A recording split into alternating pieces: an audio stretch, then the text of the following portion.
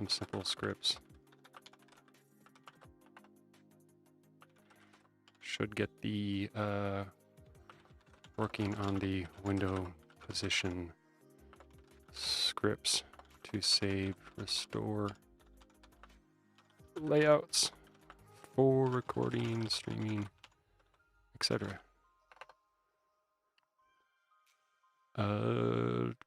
Come hang out. AskQs.simple scripts here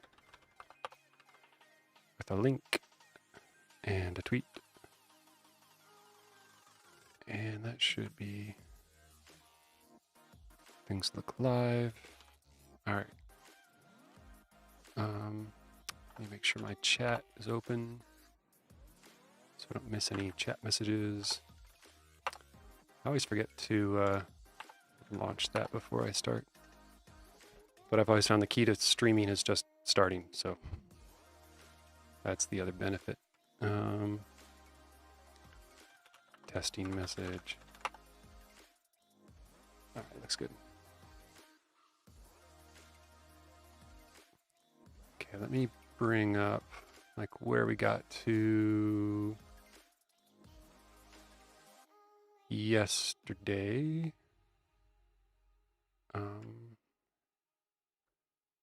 So I have this, and I worked on a script. I worked on a script that would allow me to save the positions of all of the windows so that I could restore positions of windows. And we got far enough that I had the output of AppleScript being this nasty string that a couple people on stream, Jordan and Robin, were able to parse it into JSON. What I thought of this morning is that in AppleScript, instead of outputting the lists of AppleScript, what I could do is just concatenate strings together to output proper JSON. Because I was thinking that I would have to do some sort of JSON stringify logic of parsing AppleScript lists into JSON, rather than thinking, much more basically that you can just, JSON is just a string and you can concatenate strings. So the output of this script now, which I have living in here in get Windows data. So if I show this result of get Windows data, it looks like I already have one open. And sometimes this script takes a second to run. I'm not sure why that AppleScript might take a little while since it's just reading data from Windows, but this is what I get back. It is a JavaScript object. Actually, I'm not JSON parsing that, but if I JSON parse the result, and we'll just call this, I guess they're called windows. And then I can log the windows and just get the, let's just get the process off of it as a test. So this should be an array of process names. Hey, Robin, welcome back. Assuming this worked, this should be an array of windows that are open, and could run get Windows data, and so that properly parsed the JSON, and now we have some viable, is that full screen? That is. Some viable data to work with. And the data, if we just log Windows out, back in here, there's our data nice and formatted. was thinking that this could be like a bounds object. You'll see in a lot of where the bounds are the width and height, the X and Y. You'll see if you Google a lot of AppleScript and getting window position and sizes, everyone talks about bounds and using Finder to get bounds of windows. But I guess that's a lot of pre-Catalina scripts, like some deprecated thing where Windows used to all have a bounds object on them. But they don't have that anymore. They have size and positions still. And they also have something called like attributes, where there's like an AX position, AX size, and AX, I think AX frame, which gave some similar data. So I'm just kind of keep that in the back of my mind in case I need it. There's one scenario I'm not sure, like once I get this running, because OS X supports this like tile to the left and right. Those both show, so I'm reading the full screen value. Those both show as full screen. So I'm curious how I'll work around full screen edge cases. If there's like a tile to the left and tile to the right, that I could do through AppleScript, or if I need to find some other way of doing it or something. But for right now, with that data, because I have this center app script, which is using set active app bounds. So set active app bounds, which is one of the like batteries included methods I have. And I think I'm going to move this into like, I'm going to refactor the folder structure this weekend to kind of split the folders into like a core and then a scripts, where the core is something that is in version control and your scripts are something that's in version control. So that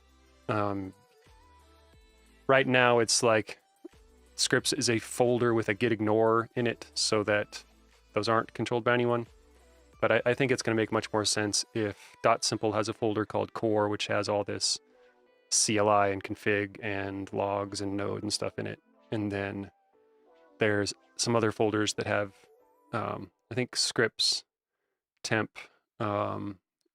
DB, and cache are all ones that I have git ignores in that are kind of user controlled. Like I wouldn't expect you to control your cache or version control your cache or DB or temp folders, but definitely your script folders. So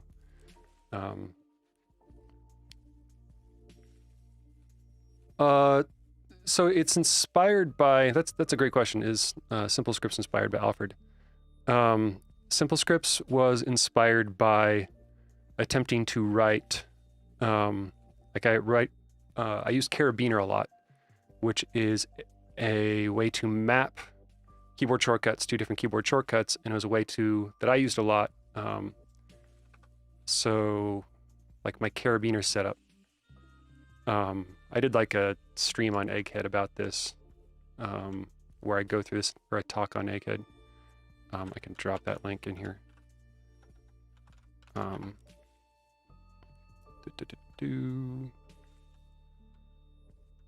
So,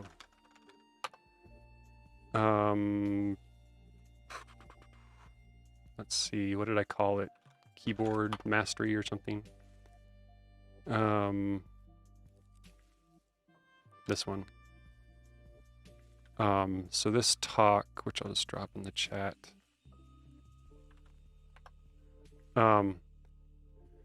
So I use these key mappings quite a bit to do things like launch scripts that do things.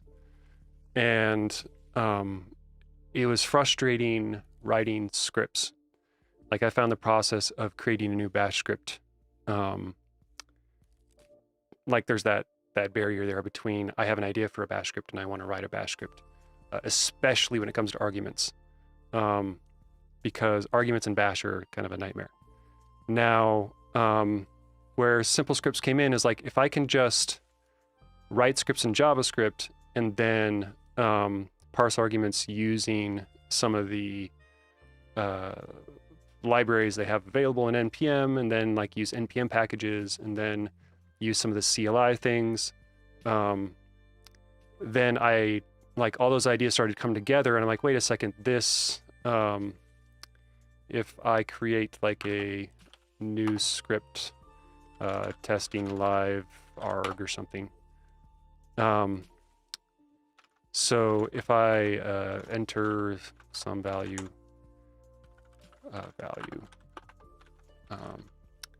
so if I were to, whoops, if I were to run testing live arg, I noticed that these CLIs, and especially this tool called, what is it called? Enquirer?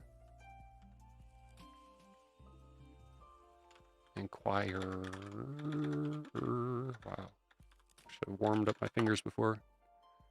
npm. So this tool, when I started seeing it, it reminded me a lot of Alfred, that the behavior of a CLI using like autocomplete features reminded me a lot of what you could do with Alfred. So like the entire idea of simple scripts started as a scripting only solution, a way to write scripts much faster. And I was going to use it a lot for binding keyboard shortcuts to scripts and just kind of call it a day. But then when that started going really well, I thought of, wait a second, you know, I don't want to always have to open a terminal if I need to input an arg. And that's where the inspiration of Alfred came into play. Like Alfred's it's a launcher first. And if you've ever tried to write, I've written a lot of workflows in Alfred before. And if you ever tried to author a workflow, the setup is you come into workflows, you say new blank workflow, then you have to give it some workflow, hello, and you call it some workflow. And like already I'm getting frustrated at how long this is taking me to do something. And then you have to define a trigger, and then you give a hotkey in there, and then you define actions and like what scripts it runs. And it's like this whole process of, well, I just want to write a simple script that does that. So that's where I took that idea of, I'm just launching a new script and I'm going to call it some workflow, and that'll just launch open my editor. And now I'm in a scripting environment using a language I'm familiar with. And I'm not worried about some sort of UI builder to make some sort of branching, whatever, when what I really want to do is write code. And that kind of goes the same with Keyboard Maestro and Better Touch Tool and the other like UI-based tools that allow you to map actions to scripts. I think they all have it. Well, in my developer opinion, I want it to be code first. Like the first thing I wanted to start doing is writing code. And they're all like UI first, and they're all trigger first. So I took a lot of those ideas and kind of brought them together into what this project is.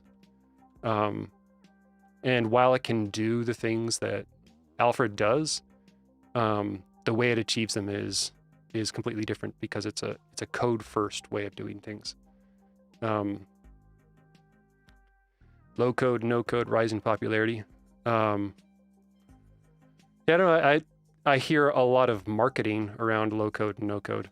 I don't know how much I see that in actual like production. Anyway, that's a long explanation of what this is inspired by. So yeah, this is definitely like a code first thing, but so kind of back on topic, the set active app bounds runs an Apple script that looks like this. So this grabbed the first application whose frontmost is true. So I'm going to have to try and run these things. Let's I figured out how to change the fonts in the script editor, so that makes me happy. Where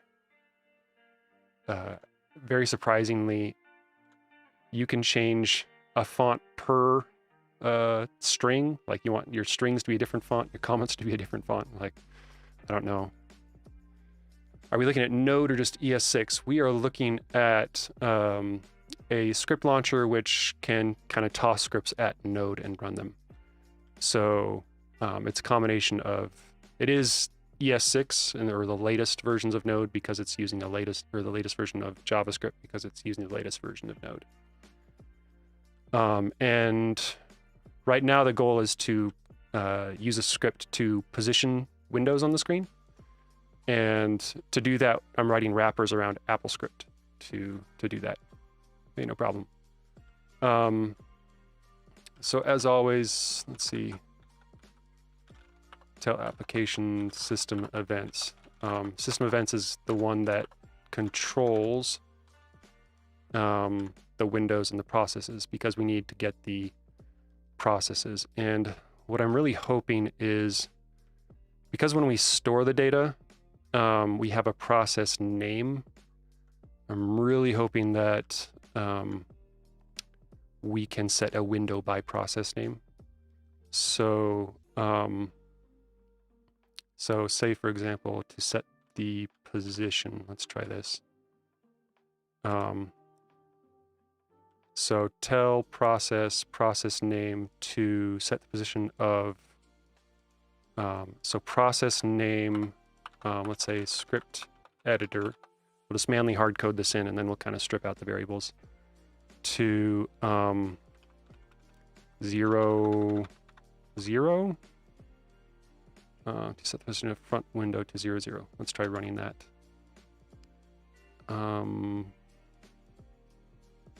Does this need to be in, oh, it needs to be in this syntax.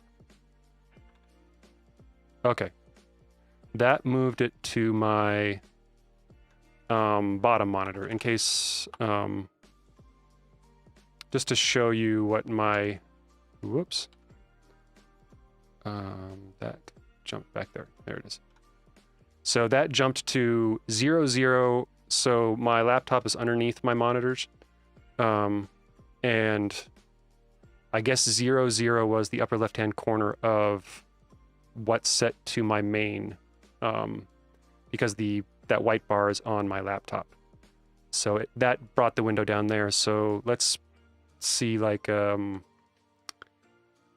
negative 500 and negative 500. Okay, so yeah, that brought that. So this monitor is 1980 or 1920 1080. So I guess negative 1920 1080 would be the top left of this monitor. That's too far.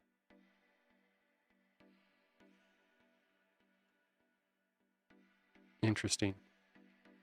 I wonder if 1080 was too far in that. Yeah, I'm trying to figure out what it's relative to, because when I did 0, 0, I can't show you since it's going to another monitor. It is perfectly going to the top left of my main window, or my main monitor, which is the which is the laptop screen. So yeah, so if a process has several windows, we'll have to get to that, because we can store the process by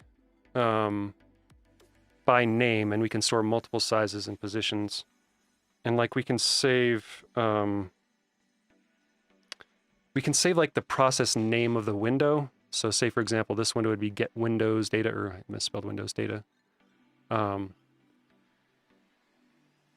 Right now, what we're trying to do, the tech we're using is we're wrapping JavaScript around AppleScript to position windows. I'm just going to try, let's see.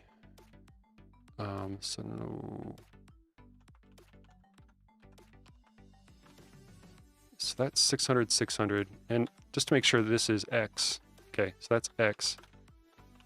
This is fun.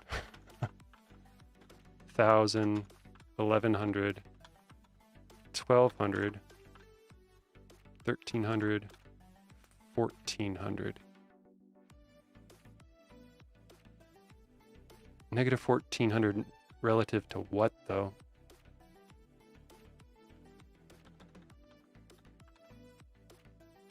Oh, interesting. That didn't move all the way. That didn't move all the way to my right monitor. It kind of went halfway. I wonder if it's basing it on the center of the window, because it looks like 1920. No, that's not the center. That was about right there.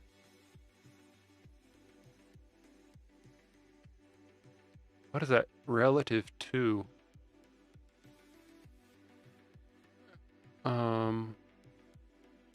Oh, it must be. Yeah, I think that's right. It's relative to this. So if I do 0 here, you don't see that. That's on my right monitor. But it did kind of put it right around there. So I think that's right. I think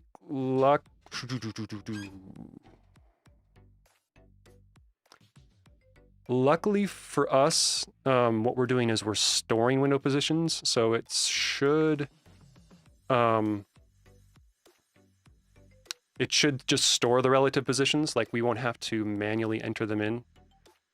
If we ever want to like manually position top left, top right or something, we'll have to get some sort of like read some screen properties. That'll be interesting. But that's not the goal for today. So let's try and position based on like the stored values and see where that gets us.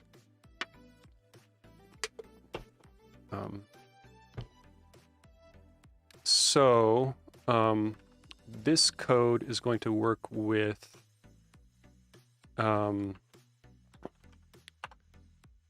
so here's the data in Windows. Well, see, the idea of buying an app that does this for you for $10 is definitely something you can do.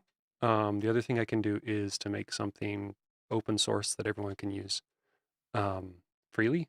Like, so that's the goal for this, is make a tool that allows anyone to do any sort of window positioning that they want.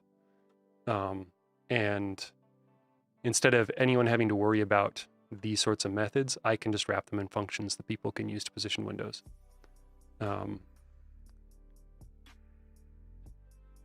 So the AppleScript here,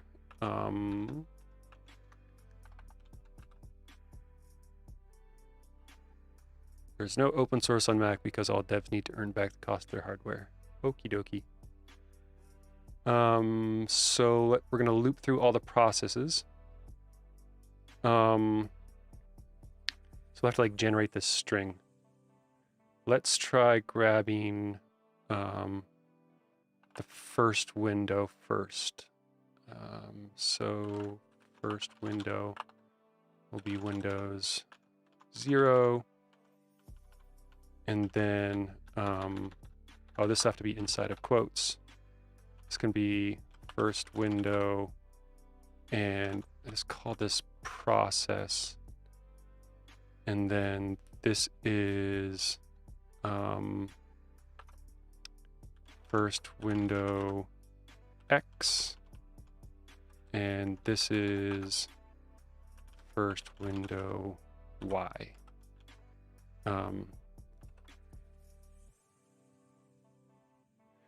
Yeah, definitely over time, it'll grow in helper functions as far as all the things you want to do. There's a lot of things you can do, like scripting Chrome and Chrome tabs. Like on a previous stream, we wrote a script that saved all of your open Chrome tabs into just a JSON file. And you could like save them, split them up, and open them in different windows, and all sorts of fun stuff around that. Kind of depends on which apps allow scripting like that, on how the helpers will grow, and how I can organize them. Yeah, so all of Node standard, reading files, writing files, all of that stuff is super easy. And even like the NPM ecosystem is available. So like I don't need helpers for one of the scripts I have is just selecting an image in Finder, and then you run a script and it can open a prompt and ask you, what do you want to resize this to? And it'll just resize it. I guess I could show that for people who haven't seen it before. So if I take like this, if I just select this image and I run resize an image and I enter a width of 100, hit enter. I may have changed something. Haven't run that one in a while.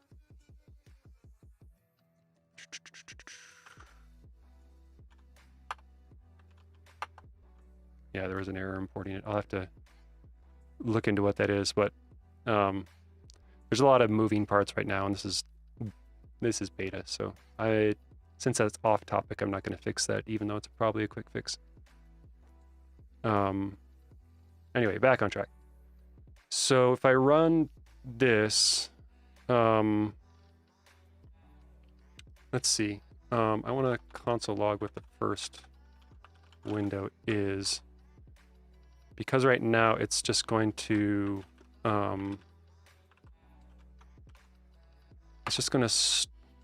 get the data. The variable undefined is not defined. Oh, that's a surprise. So Google Chrome Stream Manager is the first one. I wonder if they're alphabetical or how they go through the windows.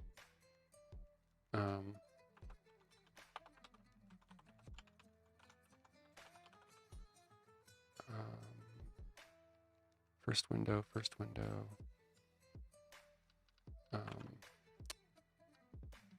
Yeah, so I'm just curious if they're sorted in any sort of predictable manner. Or I guess I can sort stuff. Nope, script editors before restream chat. Okay, so I'm gonna let's see, it is .process. Oh, it's .size or .position.x. That's what this was.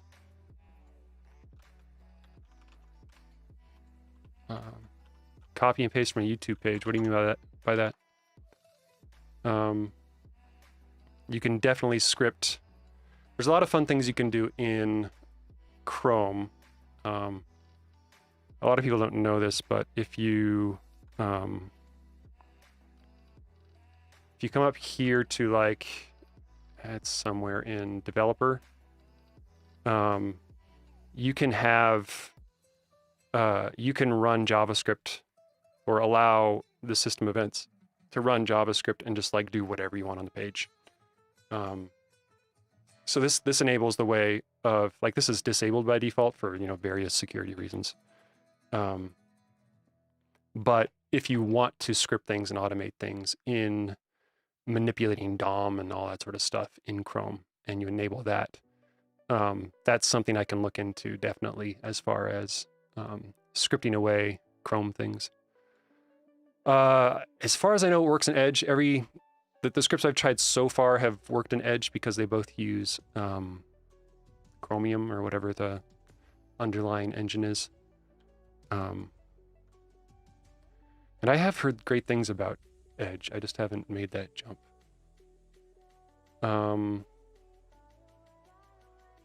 Alrighty, so this should work. Okay. Let's see. Yeah, right now it's just reading where they are and then resetting the first window to the exact same position. So I'm gonna have to like map this to loop through all the windows so that it does it one by one. So let me make sure I get that right. So this is going to be Windows map, and this is the window, and then it'll be this, and we'll just call these commands. We'll call these window. Actually, we can probably just structure that, save us some characters. Process, position, and size. So, and that's an array, so we'll have to join these, and I might need to join them by a new line, something like that.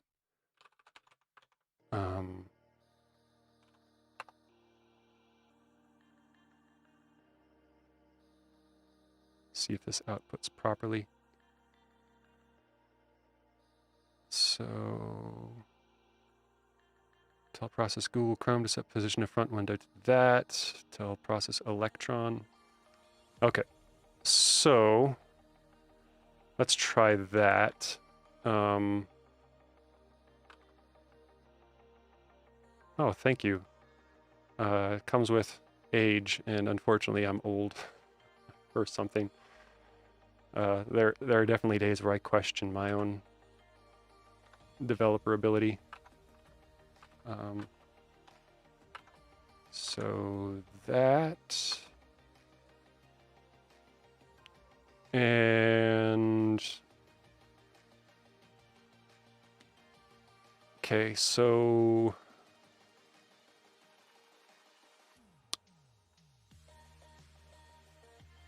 I guess I could save these to the like a database file first.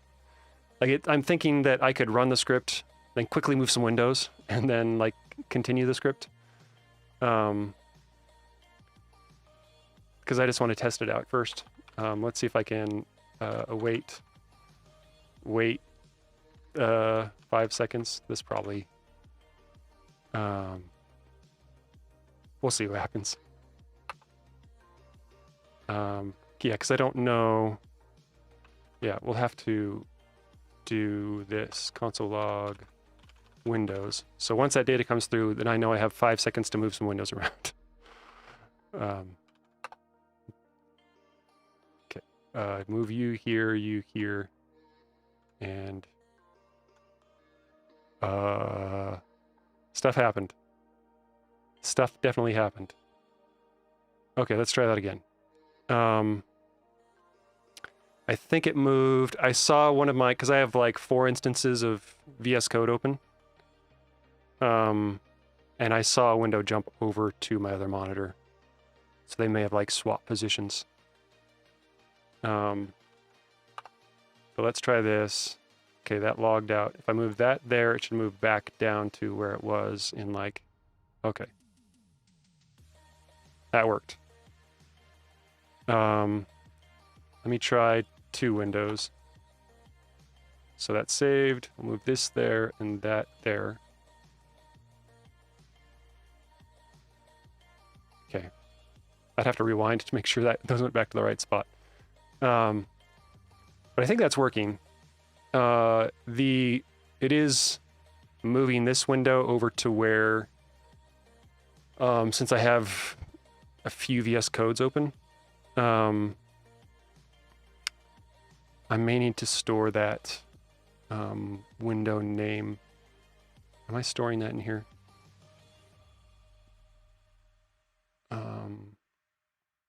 I do have the name.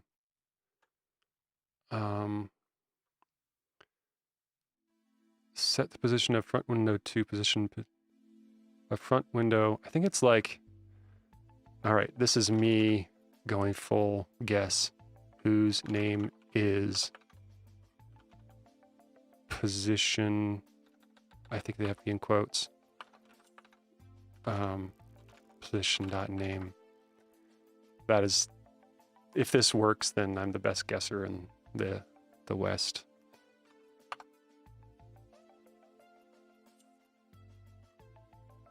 Did that log out? I didn't see. Can't get window 1 of process Google Chrome, whose name is undefined. Oh, it's not position.name. Sorry. That's me being silly. Need the structure name off of the window. Okay, that logged out. Hey, that worked, right? Everyone see that? Or am I just imagining things? I'm gonna drag this over to another monitor just to test something. Okay, go ahead and log it. Oh, it ran. I didn't see it.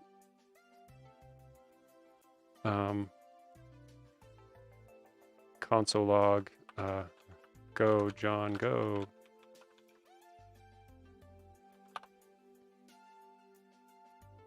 Ah, faster. Faster. Whoops. Nice. I don't know if this is exactly where that was. Let's try.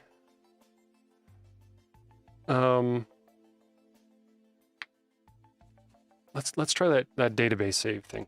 And that'll be make way more sense. Let's see here. There's a lot of windows open. And the nice thing, can you put the windows back on the right layers? I don't know what the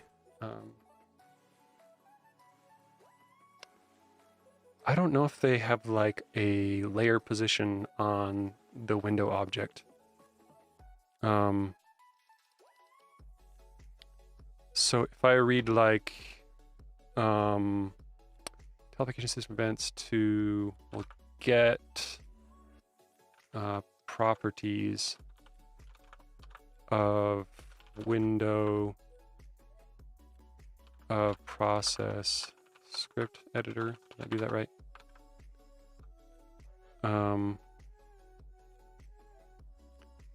So there's position and size.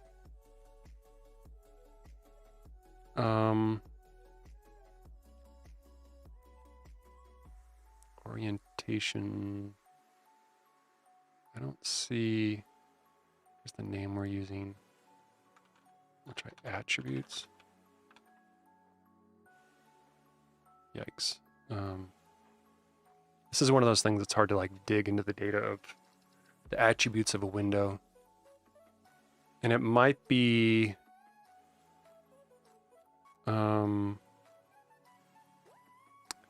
Apple script get Z index of window, something like that. Can I look for two different window processes? I'm not sure what that question means. I definitely can get, like, I'm getting all of the window processes. Oh, this one might.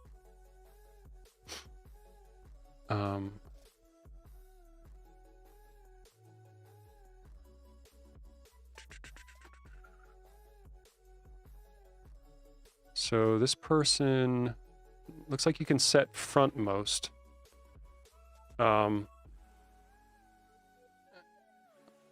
Like it's almost weird where you would think you could see if you could find the one that was frontmost and then hide that and get whichever one is frontmost next and hide that. And Like I'm trying to, whose frontmost is true. Oh, to set index up front. This will move the front Finder window to the back.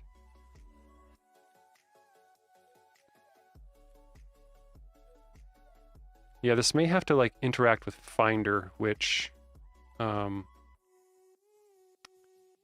not sure of.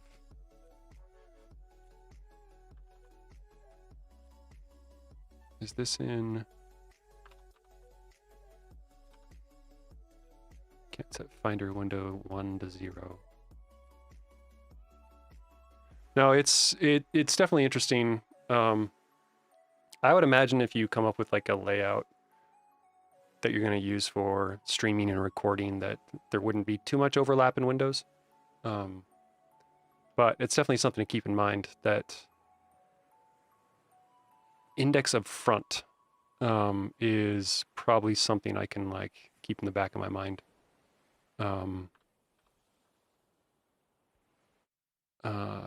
Set index of window to 10, like I don't know.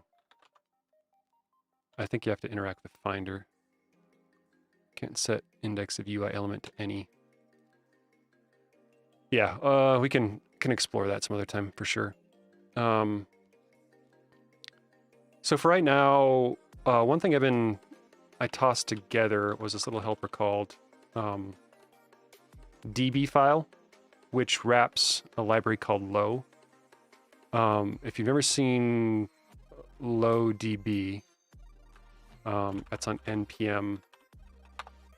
And I've used it the most through a library called JSON server, where it just like JSON server allows you to point the server at any JSON file and just automatically fire up a REST API based on that JSON file. So this is a very cool project, this JSON server project, if you want to check that out. The one I'm using is this LowDB, since we're not really worried about a JSON server, but we just want to write to a JSON file. So this will use the same API as this for now. I think I'll just, you can see that it's just taking a file name and creating that in the DB folder, and then it's returning an instance of Low based on that file name, which is essentially what, like I kind of wrapped these first few lines, and then it's returning a DB based on that file. So in get Windows data, if I think it's DB file, and let's call this Windows data, WindowsDB. Could say WindowsDB set Windows, and I think we could just set the that result, or the Windows actually, from here. And then instead of running this code, when I run get Windows data, this should create a file inside of this DB folder called Windows data. Okay, that didn't, oh, I didn't write. That's right, you need to, so it's DB set, and then I need to say write. Okay, that's what I didn't do. Get Windows data, and then write that file.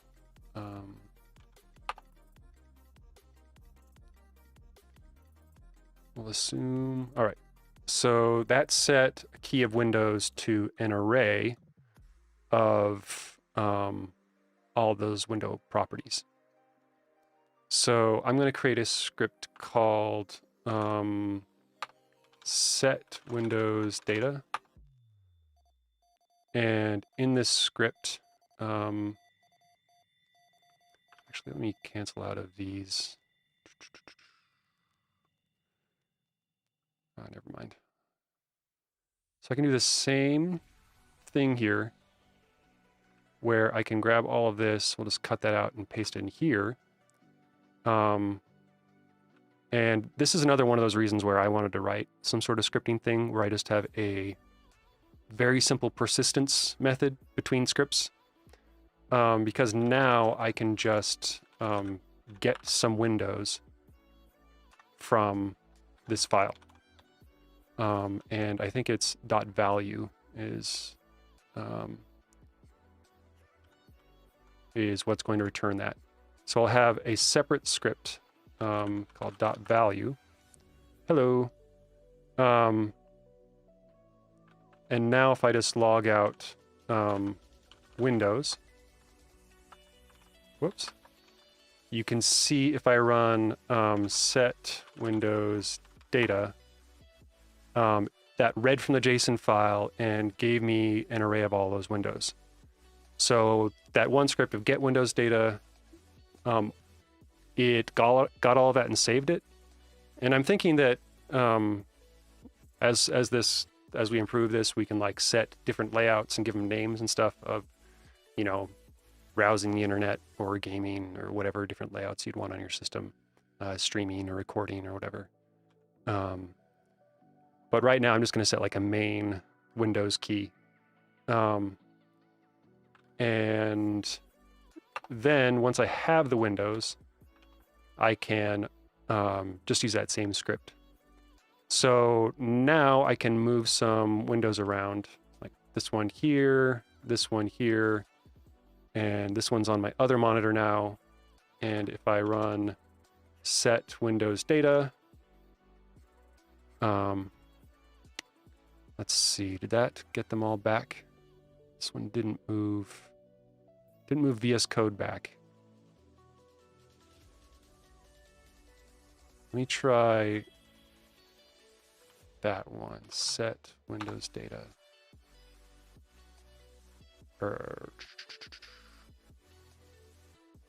Interesting.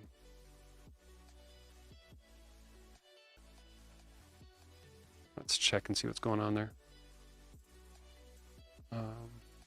What is my favorite JS framework for front and back end? I honestly use whatever is popular at the moment. I've gone from Angular and I'm doing mostly React stuff now. I'm sort of like a community-driven developer where I just use whatever the community and the libraries built by the community use. I don't really have super strong opinions one way or another. I really enjoy reactive programming, so I like really enjoy Cycle.js and Svelte as like the more reactive frameworks and Vue and those ones, but I don't care enough to like advocate for them. Let's see, so get Windows data, and then I'm going to move this a little bit, and then it should pop back over to the left when I say set Windows data. Can't get window of process electron whose name is get Windows data JS. Invalid index. Huh. So it can't, it doesn't know the name of, because electron is VS Code is what it's trying to do. It's trying to set the, it's trying to get the name of, so let me try that.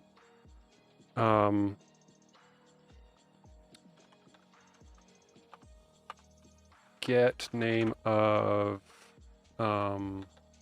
window of process electron.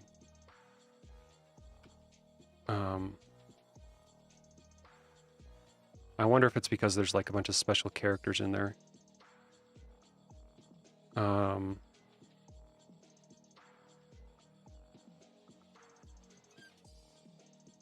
Would I need to escape? Oh, I don't think that's why it's failing. Let's try copying this.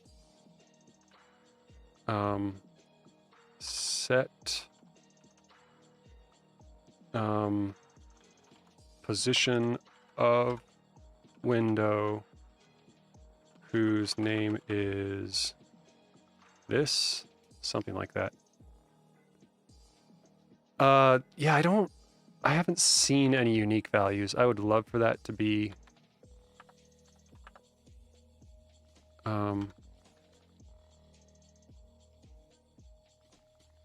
position.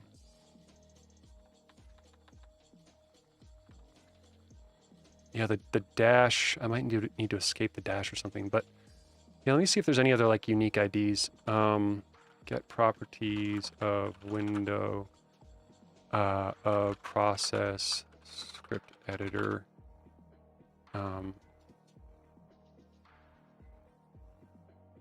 There's a role, there's a standard window.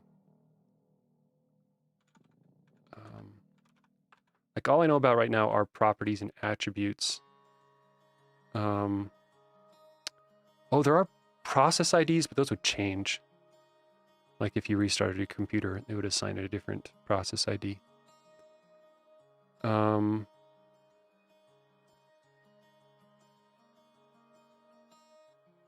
Script editor, system events.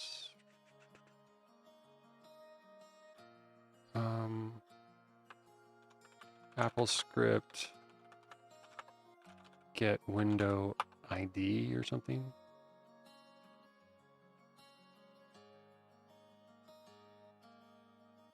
Get the ID. Get ID. Missing value.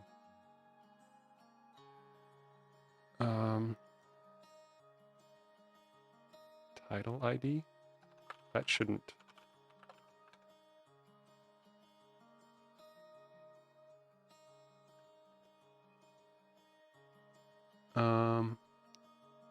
Many most processes are invisible ones. You want to reduce your list.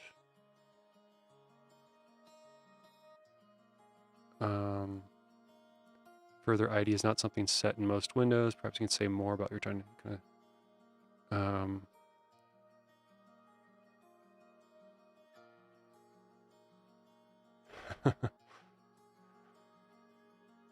yeah, an ID would be great. I don't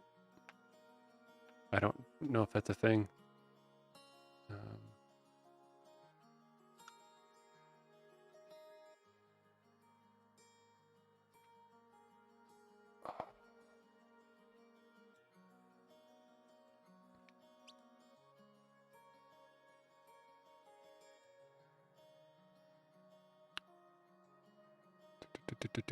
Set ID of windows whose visible is true. Yeah.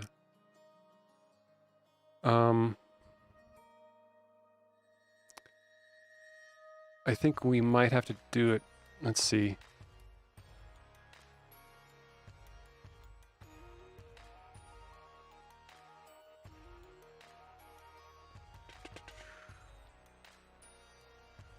I don't know much about like string parsing in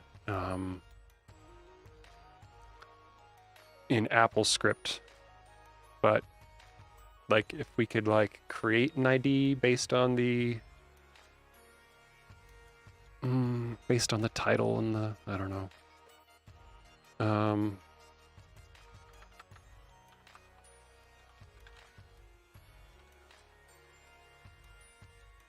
They might, because this dash in AppleScript is 2 dashes are a comment, so I don't know if that's like messing with it.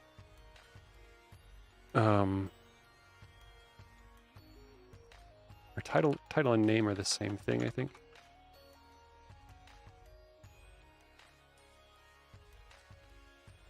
Get name ID of window of process electron whose name is this.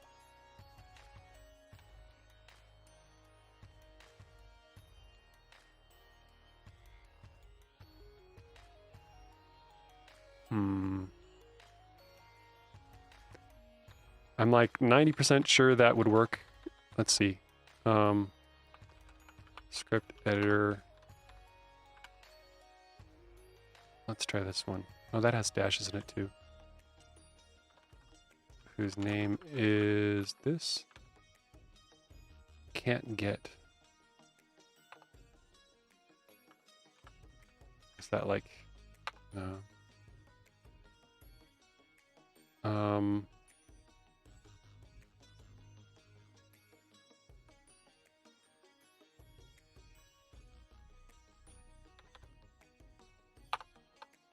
get name ID. What else is there?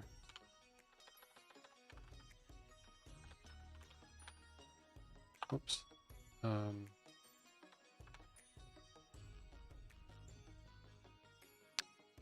We'll try whose role is AX window. Whose role is AX window.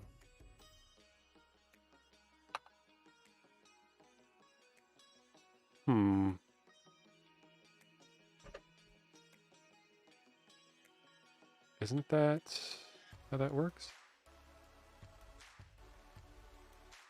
A front window whose name is.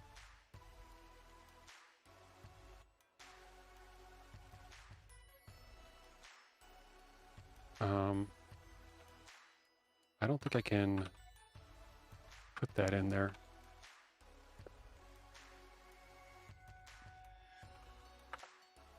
All right, so get properties,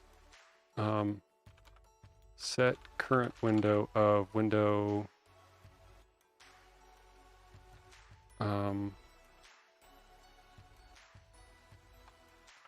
get current window. Oops.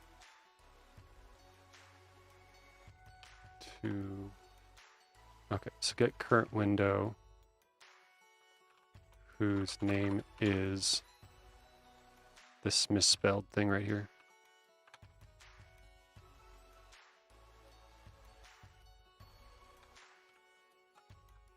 Get name of current window. Can't get name of. Really?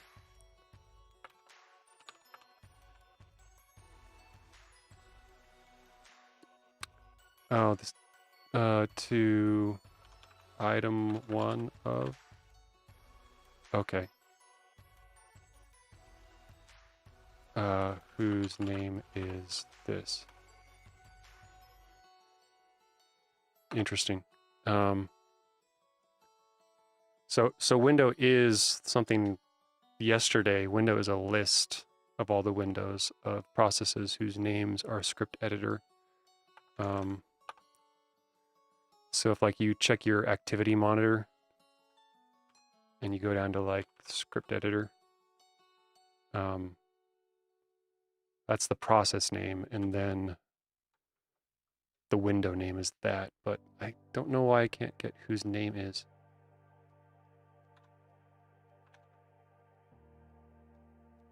Can't get window of application process script editor. If name of current window is this, then and if get name.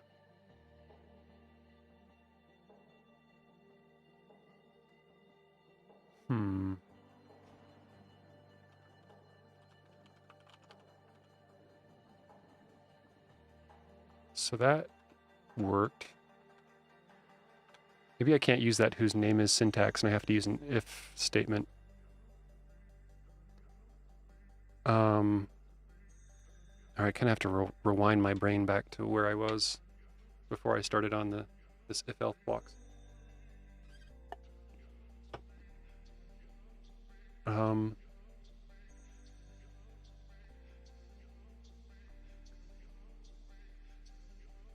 Because we couldn't do this whose name is this. We had to do if tell process name. Alrighty, so it's looping through Windows.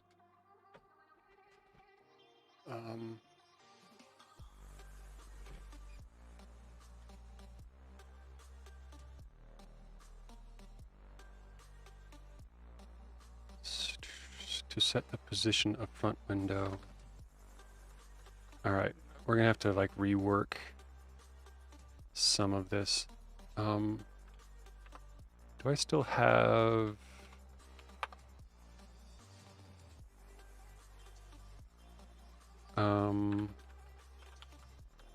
I had something running earlier where. Okay, so I should have my. All right, I had this thing going just to check all these things to print out the Apple script. Oh, look at that character. Where's that coming from?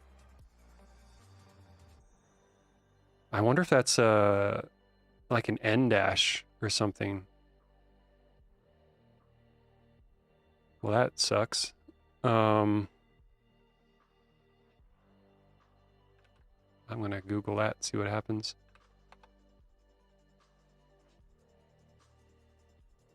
AI character in World of Warcraft. Nice. It's an M dash.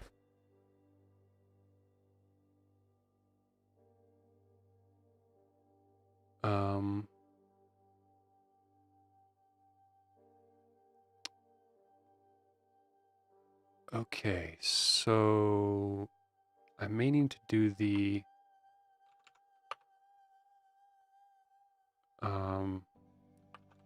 string raw.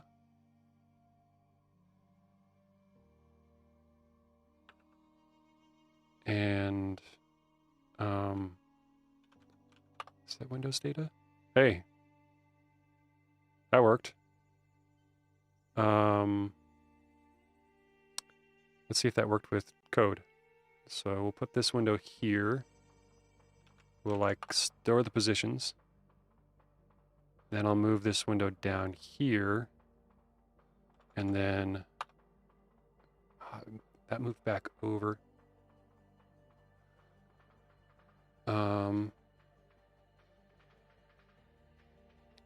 Is this?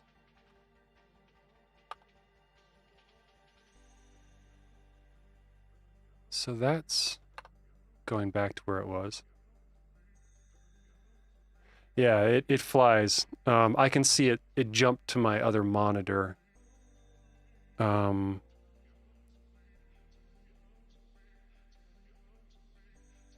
I'm curious why.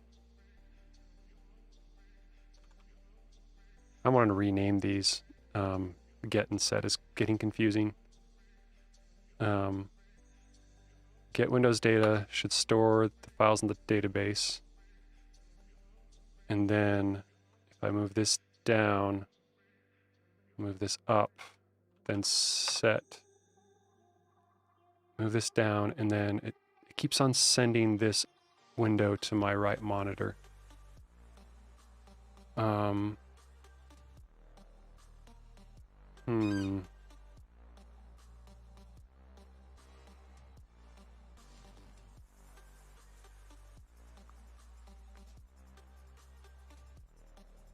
All right, let's look at what it's telling.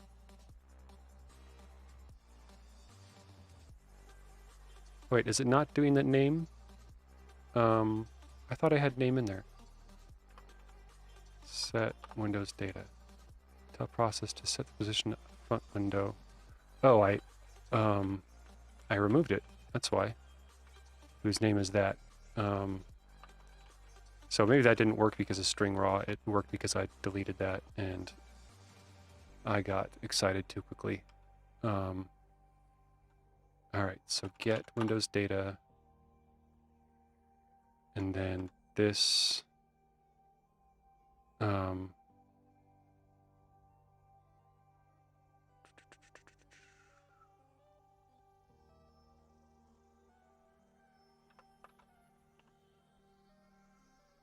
Then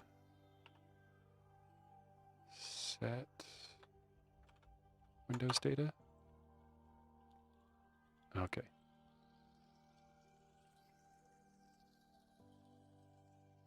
So this is the script that it tried to run.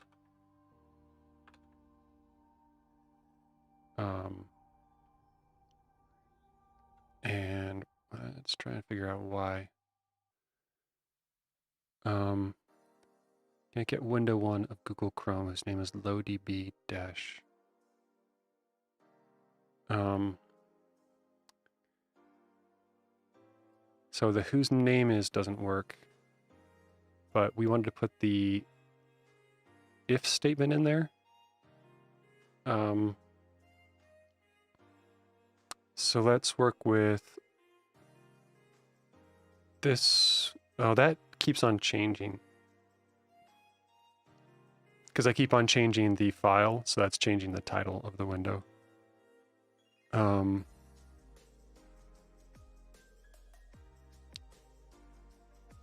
Which definitely makes me want to figure out if there's some other ID we could work off of. But yeah, the windows don't really have like any sort of permanent anything, do they? Because it depends on the file that's open in Chrome or in the file that's open in code. It's like you'd have to launch the window. Like we could store the file name and the current tab open in Chrome and then relaunch VS Code with that file name and with that tab and then move them or something. Interesting. There's some options in there.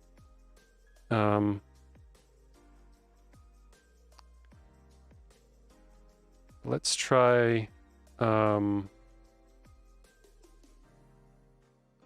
using an if statement of, so let me just bring over this carabiner EDN. I'm going to remove all of these. And I just want this one. Oh, that, I wonder if that cared.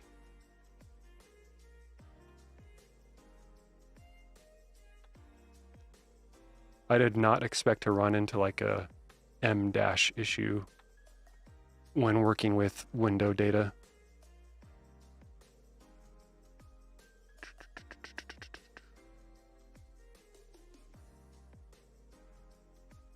So,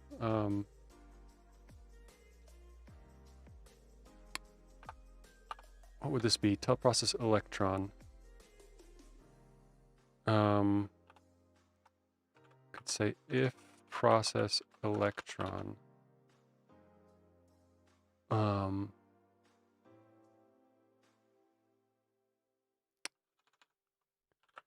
If name of process electron is this nonsense, then an end if tell process electron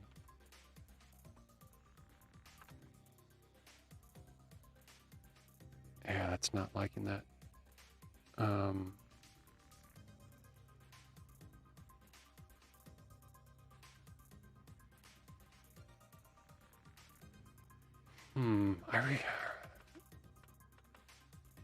I really like that whose name is syntax as far as let me try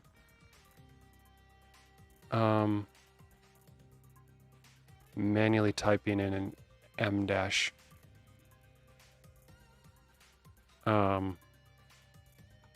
Anyone know how to type an M-? Isn't it like alt and then M-? Like alt and dash. Hold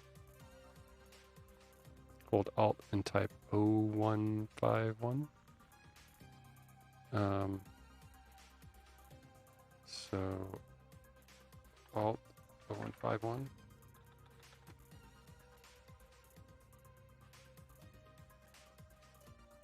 Can I like copy it? Someone just give me an M- to copy. There we go.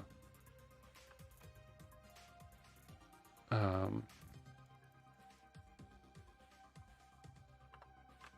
think it was that.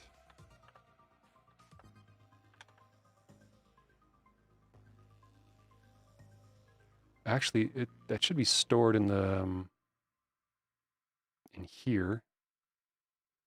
Okay, so Beaner, EDN. It's definitely, it's stored properly.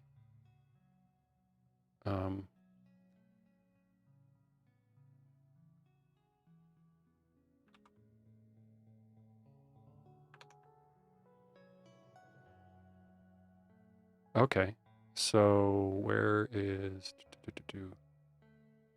1920, 1080. Okay, so I am definitely moving this window now. You'll see this shoot over to the top left. So it's back there behind. I run this. So it's this M dash. And the problem is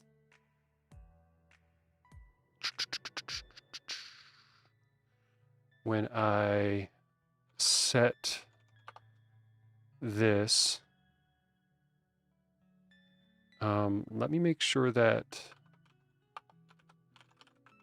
the M dash is coming through. So set Windows data. Name. Where's the name? Okay. So that's coming through. It's a matter of when this is being passed to AppleScript. It is losing the M dash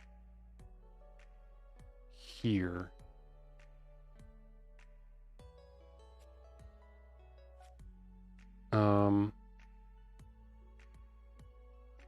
Maybe this needs to be a string raw as well.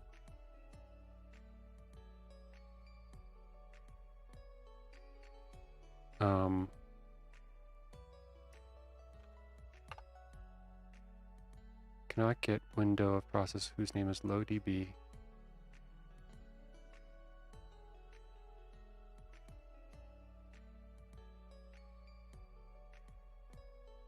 Oh, I don't think, do I just not have that window open anymore?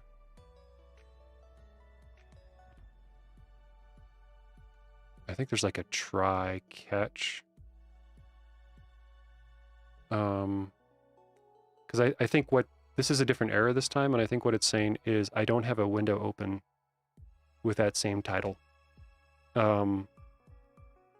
Which totally makes sense. Like it's trying to move a window whose title doesn't exist.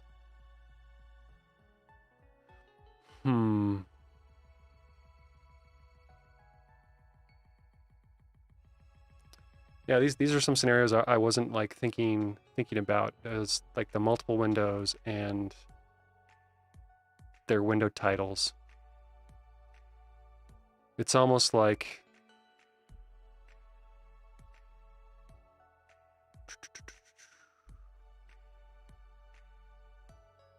it's almost like you just kind of have to pick the 3 different windows and position them and not really worry about their titles.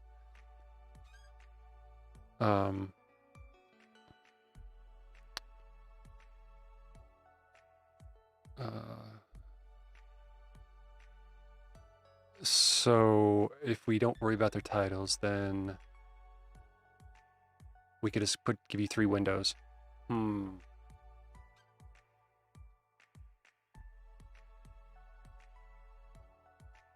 Because I could do item 1 of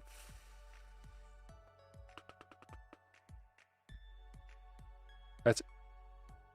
Sorry, I'm trying to think out loud and think in my brain at the same time, and it's hurting. Because we have like 3, like multiple electrons, because all of VS Code registers as electron as a process. And those are all going to be inside of this. I guess we don't need front window. But they're all going to be inside of window, which is a list of those windows. And as we go through them, we could do item 1. And that would be the first window and the second window and the third window. But I think we almost just have to assume one instance in a layout, which I don't necessarily like, but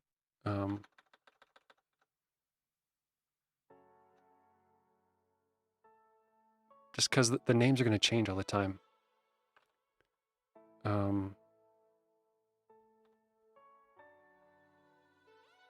Like I like this. I'm just going to drop this line in a gist in case it ever comes up again. Setting window position by name. This is just my other monitor.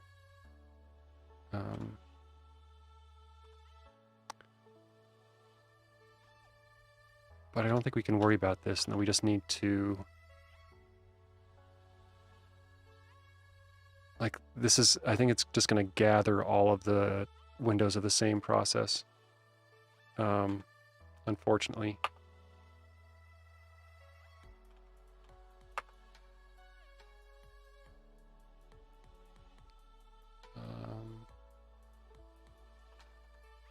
Does it have to be front window?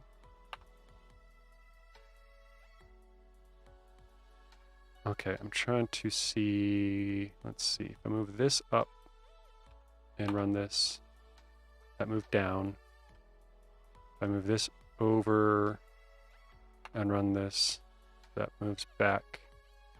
If I move this to my other monitor and run this, that moves back. The thing is, if I move this to this monitor, that keeps on moving back to my right monitor. I want to see where that file is. So set Windows data is the name of what that was.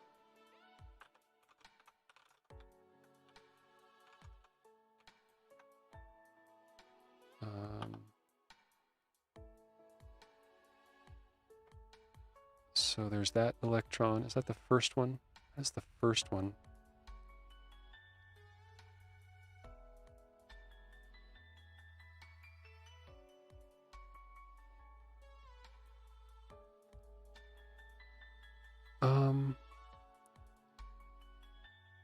So VS Code does the name by the project. I wonder if I can like split the string on the project name, like after that M dash. Then the VS Code, well,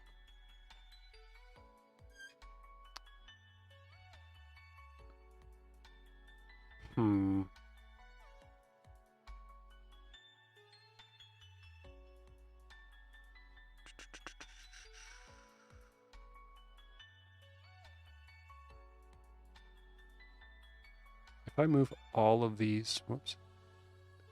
Okay, I'm going to move all of my instances of VS Code over here. Whoops. This one, and this one. Then get Windows data and set Windows data.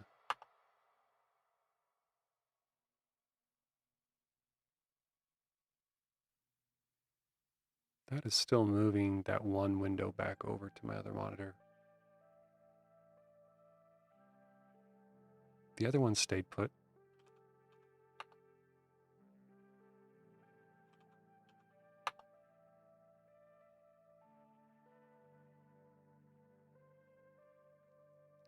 Huh. Let's see.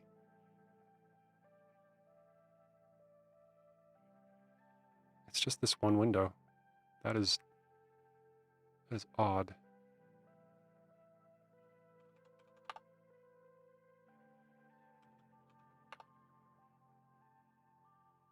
Okay,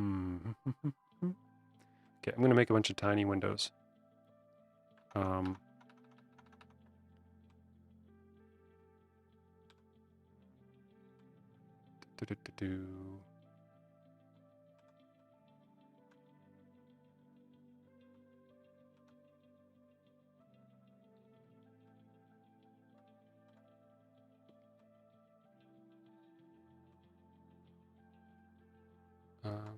Can I resize this window?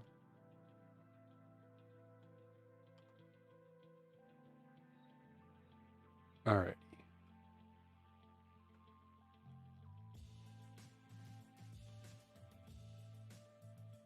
So move this one here.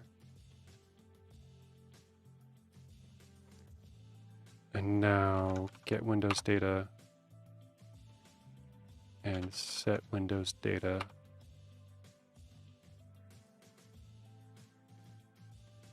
Wow, that moved a lot of stuff.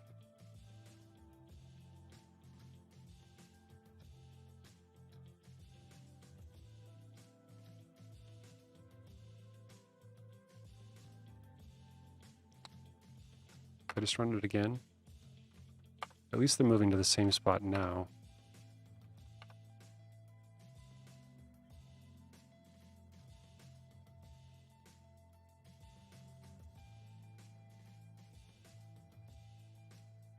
I'm trying to think if I have another like stray instance of VS Code open somewhere that'd be interfering with that. And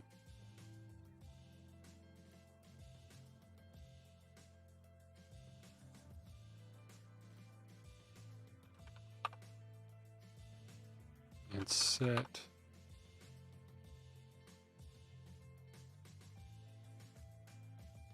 Okay, I think everything stayed put that time. Yeah, I closed this, so that's good that I didn't find that.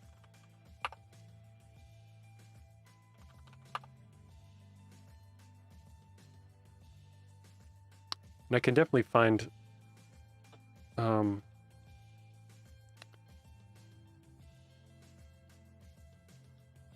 is my get Windows data not overriding the database?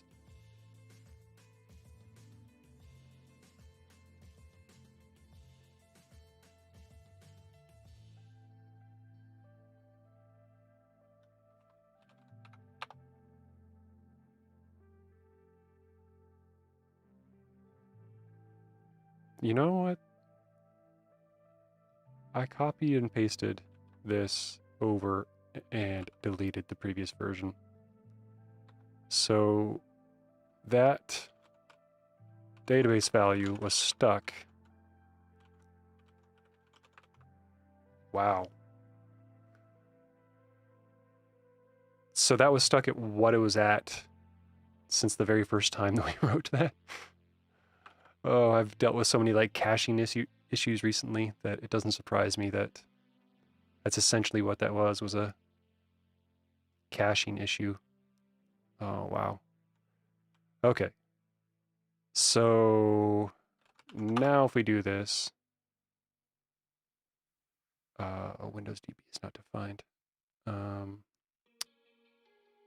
Let's get that, bring it over.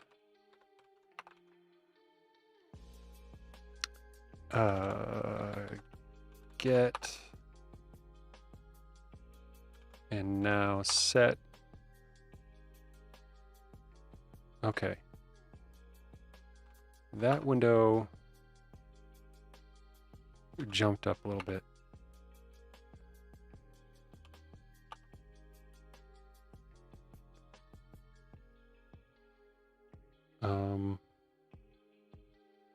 This window likes to fly over to my other monitor. I don't know why. Maybe it's because it's like a system preferences pane. I'm not going to worry too much about that one for now. This one jumping up concerns me though.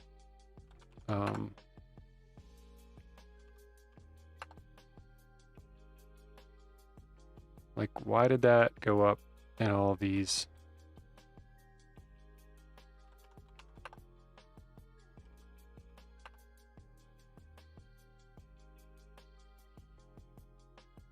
And all of those didn't.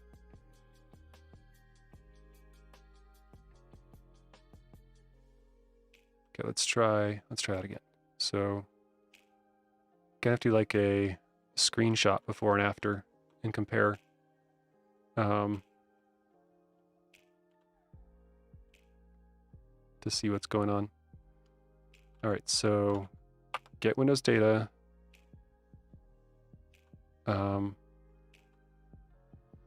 We'll just screenshot all of this. And set Windows data. Oh, that's obvious what happened. This just moved.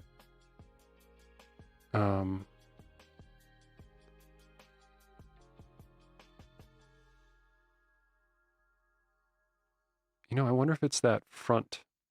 There's that front modifier, which means it might only be moving that front in the script front window. Because I think it was only moving the frontmost, but I don't think this one has front in it. So let's try that.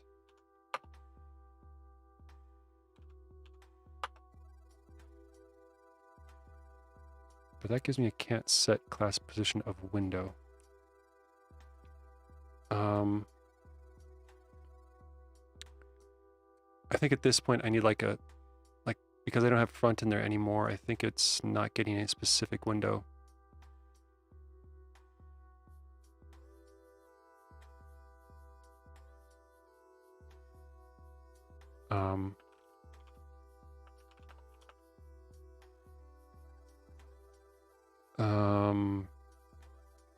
Because window is a list and front picked the one from the list that was the frontmost.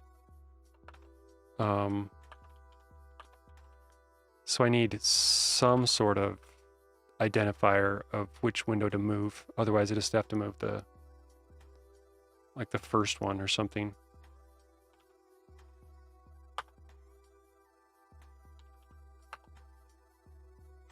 Can't get position of window.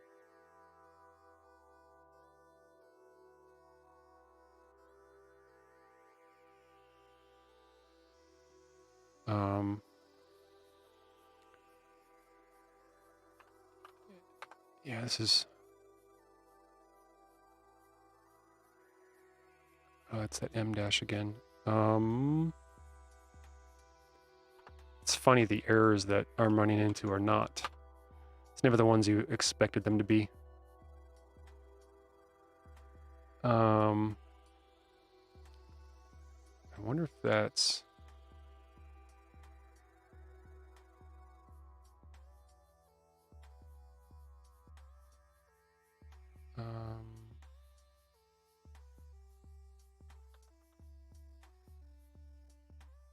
try this. I just learned about that string raw this morning, so I might not have to do replacements for like escape characters and stuff.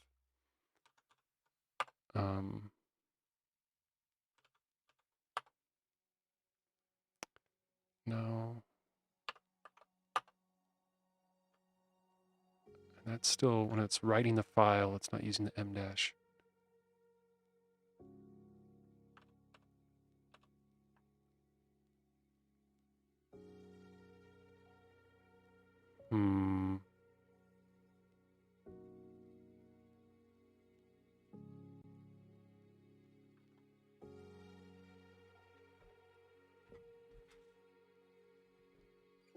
That is bothersome.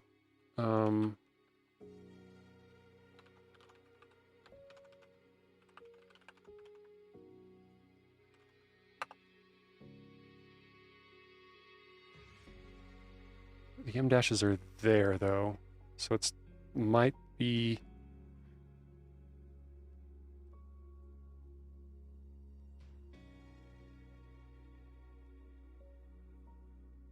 It might be like writing a file with M dashes in Node, and I don't know where this error is. Can't get position of window.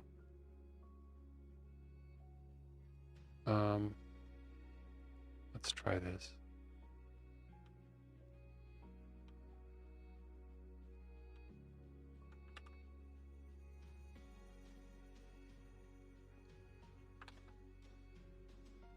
Okay, so process electron.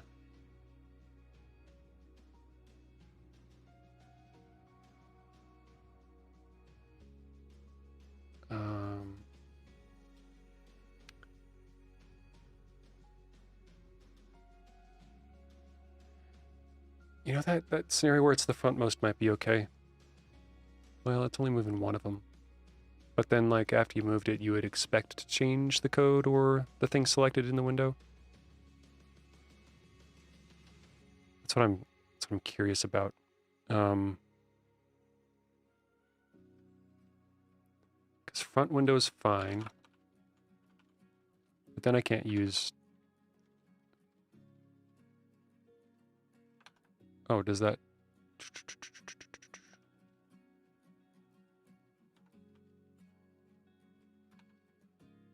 Oh.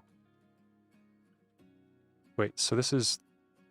That's the front window because it's in front of all the other ones. So let me move it down here and then bring another window in front of it. See if it still moves back. It does. Okay, so I can do the front window whose name is. Okay. Set window data of front window whose name is name.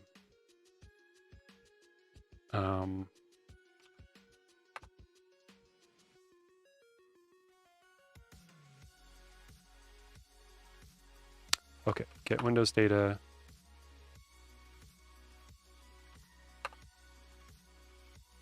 Can't get window one of process iTerm whose name is get Windows data.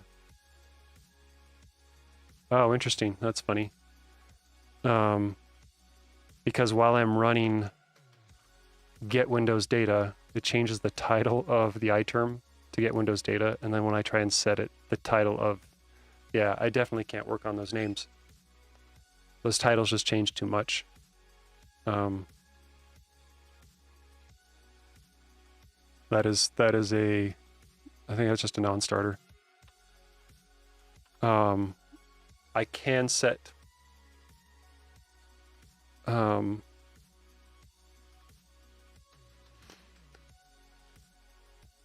think at this point it's just like, what does the user expect? Like, where do they expect the windows to be once you like have saved a layout and restore a layout? Because it's going to gather them all to the same spot. And let me remove this console log, and I think I added a console log in here. Yeah.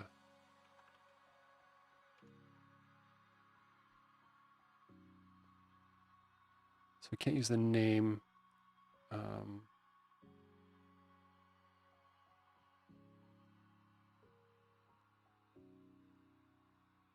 I wonder if I should like filter out multiple values in there.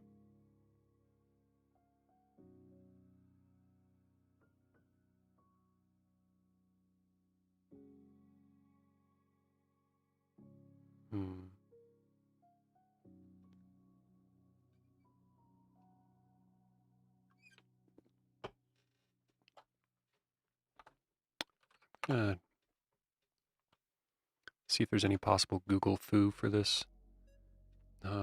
Apple script set position multiple windows.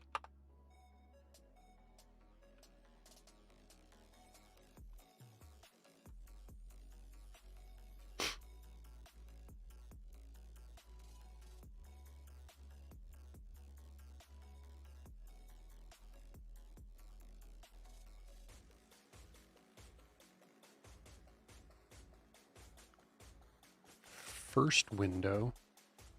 I wonder if that would just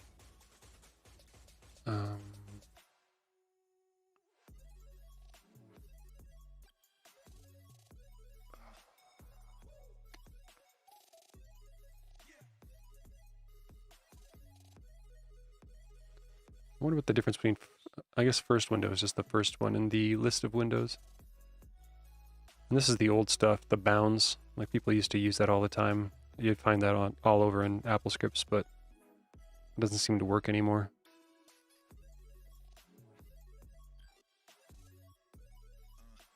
Yeah, like bounds of windows.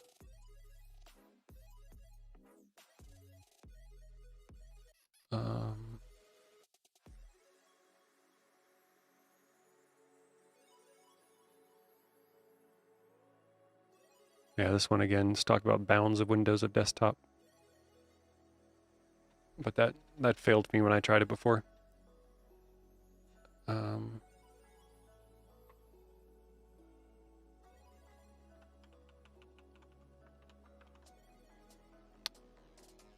that just work there?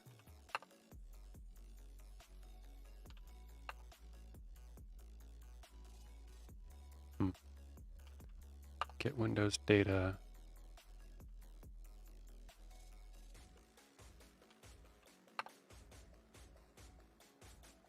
And there's a huge flash when I think it's like one of these. I wonder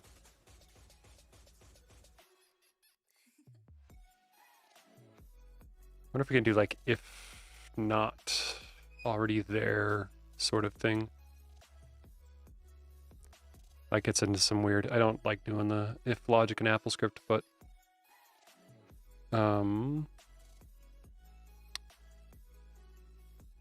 let's see where, there's that window.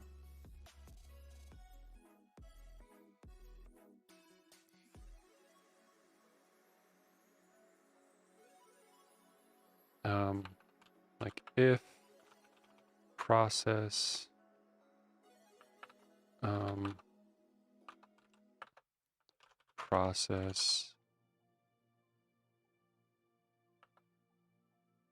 position of window 1. Is there an is not? What's the not modifier? AppleScript if not equal is not equal to. I wonder if I can do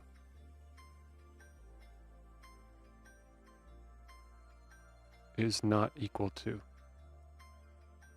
If process if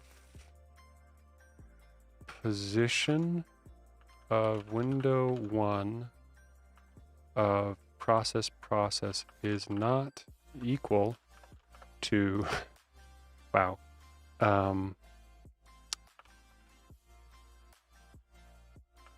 position X comma position Y and if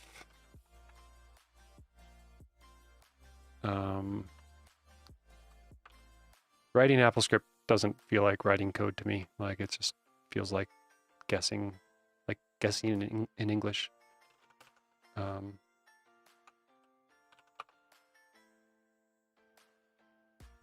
Unexpected token in JSON.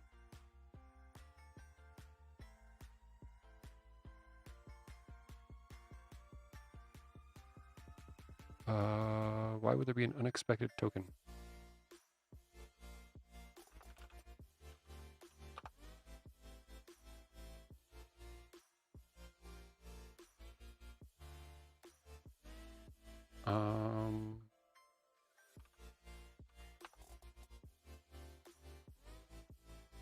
Is there a window open that has a weird name now?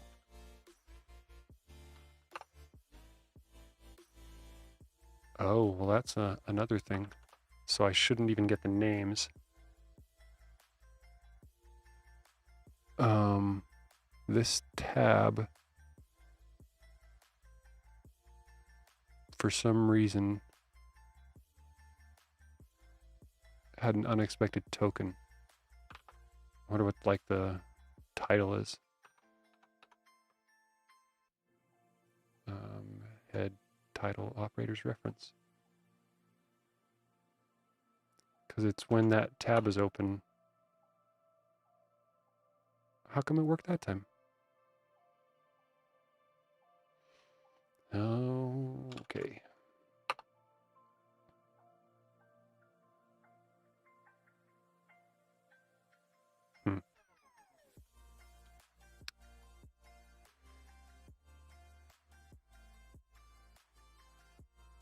Yeah, this is...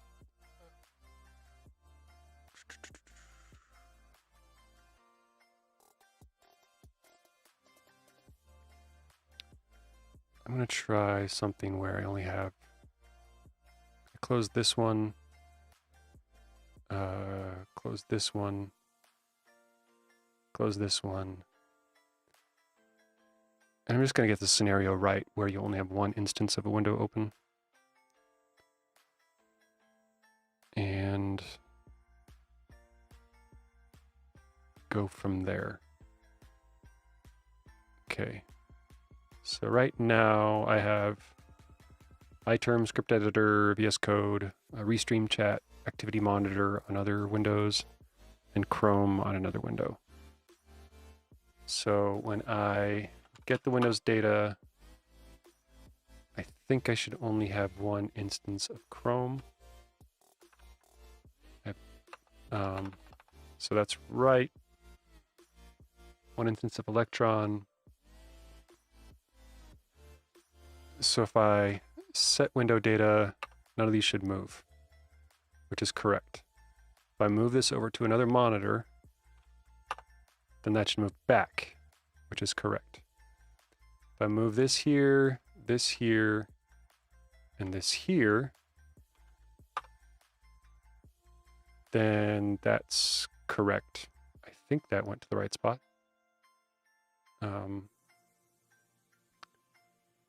So this is definitely working when you have one instance of a window open.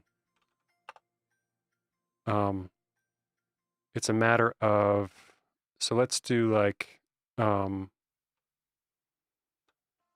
scenario of something that I want to test out is if I have this to the left and I have this to the right. Oops. Exit full screen. This to the left and this to the right. And something like this. I record like this a lot. So if I can, I'm running get Windows data on my other monitor. Okay. And what is this music? Let's skip that song. And now if I set the Windows data, I'm curious if these will jump back to the full screen positions.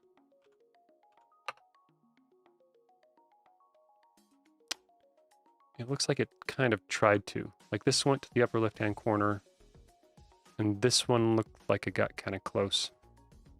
Like it's here, but it's showing on my right monitor.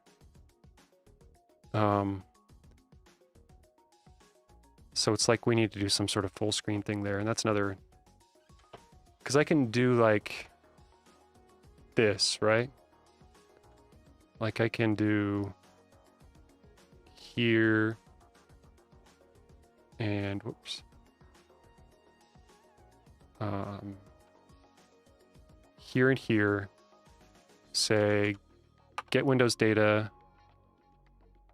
move these windows somewhere else. Just another monitor in a random spot, say set window data, and now they're back. And that is so close to what I want. Like I'd prefer that they're full screen. This is like 98% of the way there.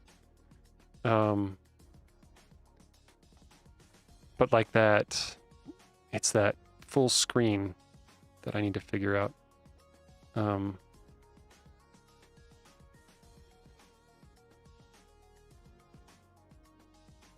Let's see.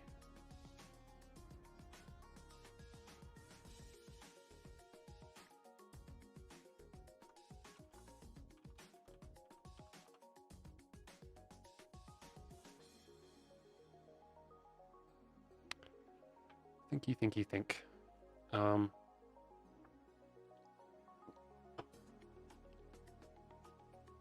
Because I had this full screen property, and I think in AppleScript there's a set window full screen.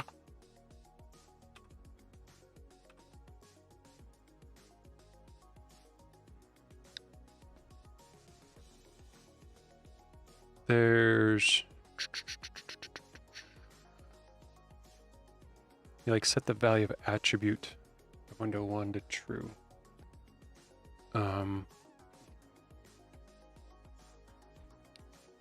There's like AX full screen and AX raise. I've kind of like seen them. I haven't tried them.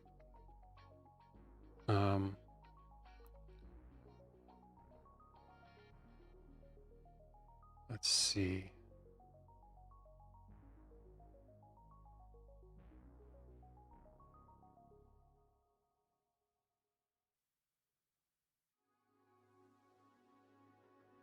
Sending actual keystrokes. Yeah.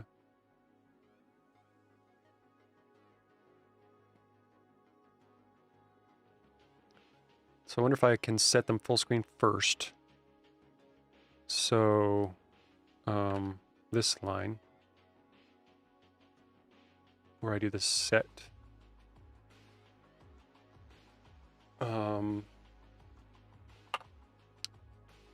And this I can do full screen and like just this is JavaScript. I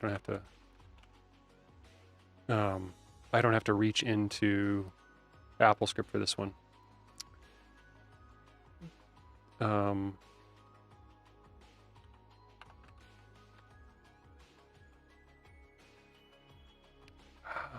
I'm going to remove this if.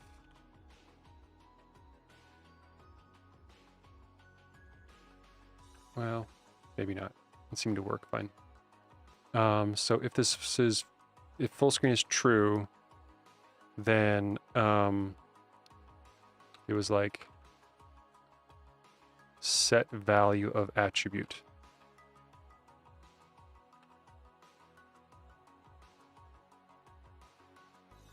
Hello there.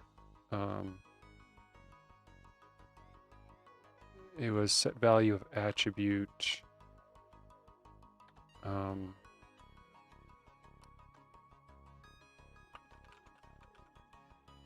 AX full screen of window 1.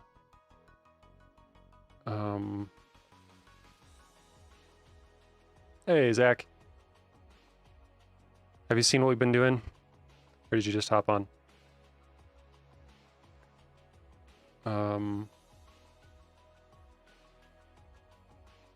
Position of window 1 of process.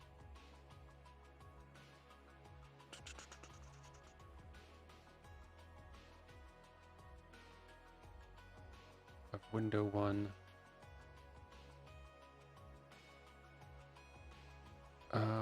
Let's try set current. Just tuned in. Okay, let me show you this before I run anything else. So what I've got so far is a way to let's see if this works. So I can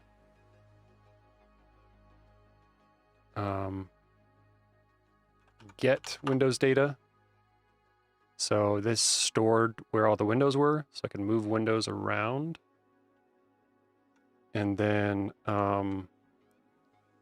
set Windows data, which would restore them to where they were. Oh, that moved Chrome.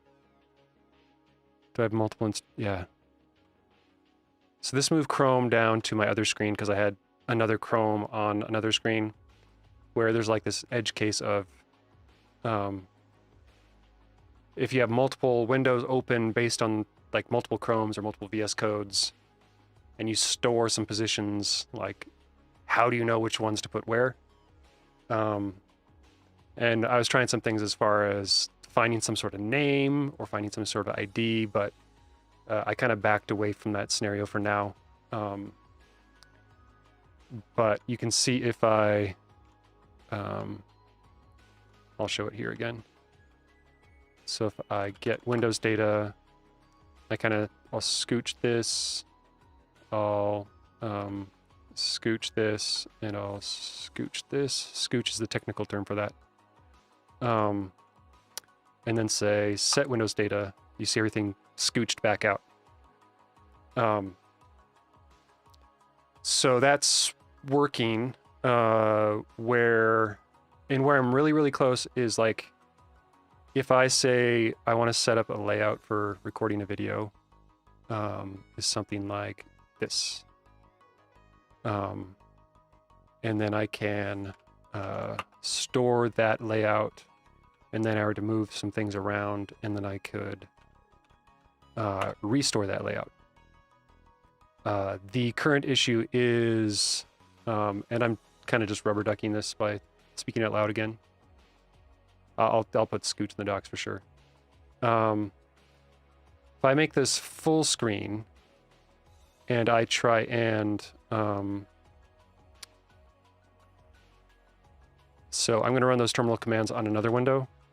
So get Windows data, I ran that on another window, and then these are no longer full screen. So no longer full screen and no longer full screen.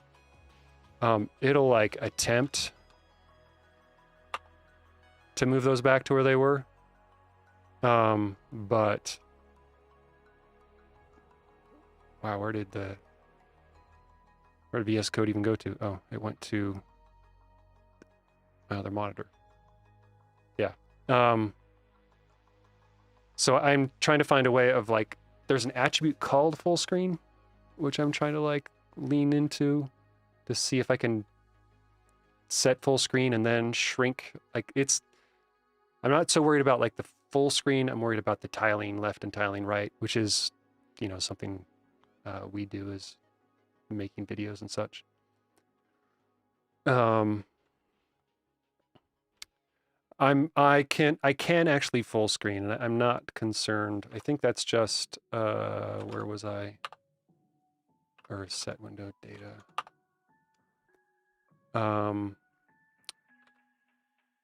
So I have a full screen property which I've saved. Like that was a whole journey of like storing window data yesterday. Like learning how to write enough AppleScript to write this was, I know more about AppleScript than I want to know. And I still have no idea how it works. But now we're trying to set the value of attribute x full screen of window 1 to true, but we need to be window 1 of process.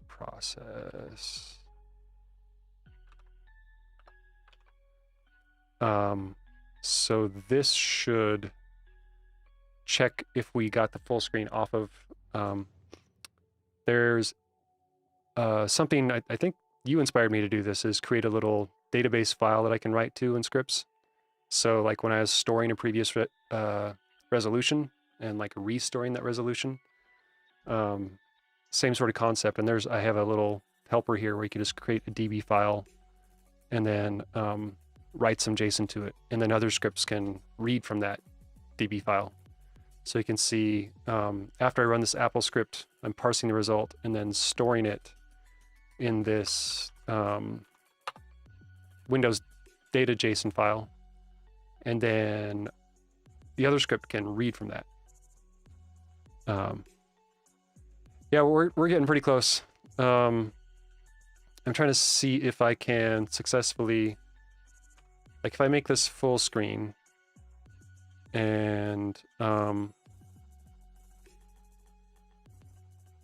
so I'm going to run, you're not going to see this window. I'm going to run get Windows data to store the window positions. I'm going to make that unfull screen. And then let's try running set.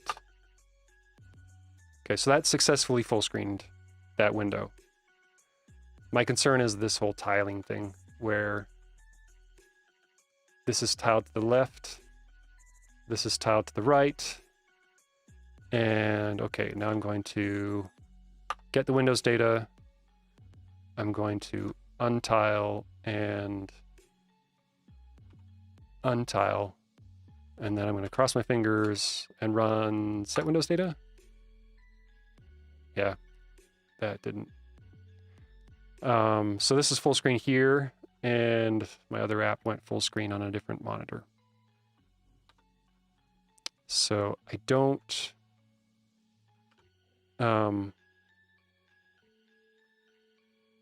know what to do to call these tile window to left of screen. AppleScript tile window to left of screen.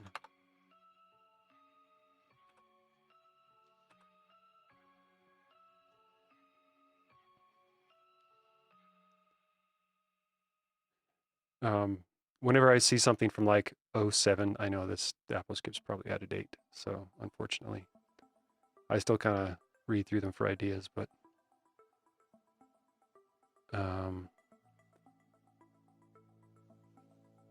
yeah, that's 07 might even be before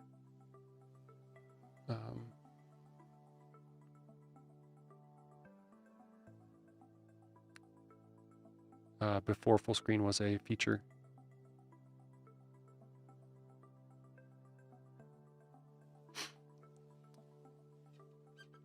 And there's like a lot of the workarounds you'll see for people who script this stuff.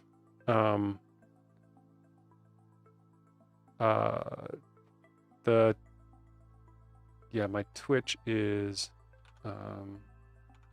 oops, is this.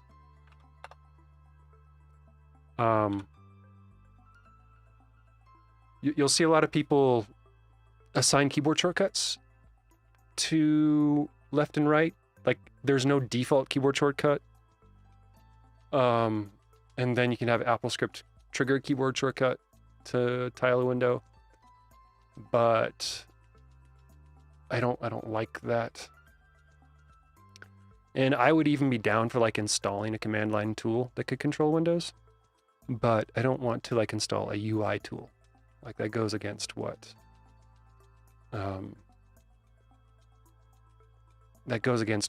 this is about. Like we're using scripts, we're not using UIs.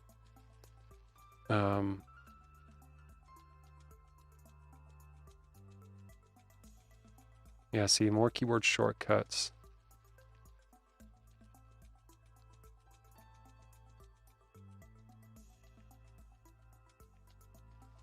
Set bounds of window.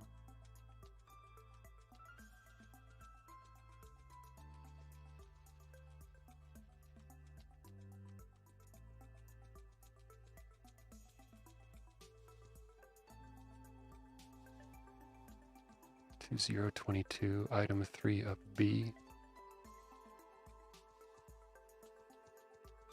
Interesting. I don't think that's full screening it, because yeah, like my why does everybody respond with UIs?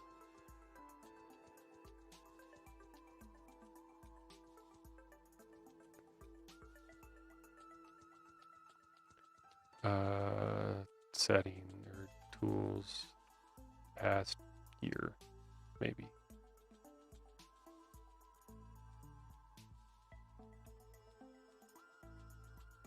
This is not the sort of documentation I want to be reading, but I imagine someday simple scripts will reach the point where I'd have to actually write some Objective-C.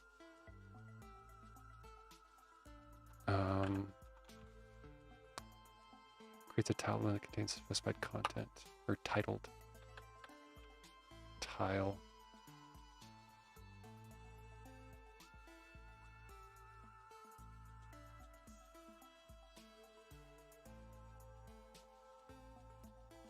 Oh, sweet.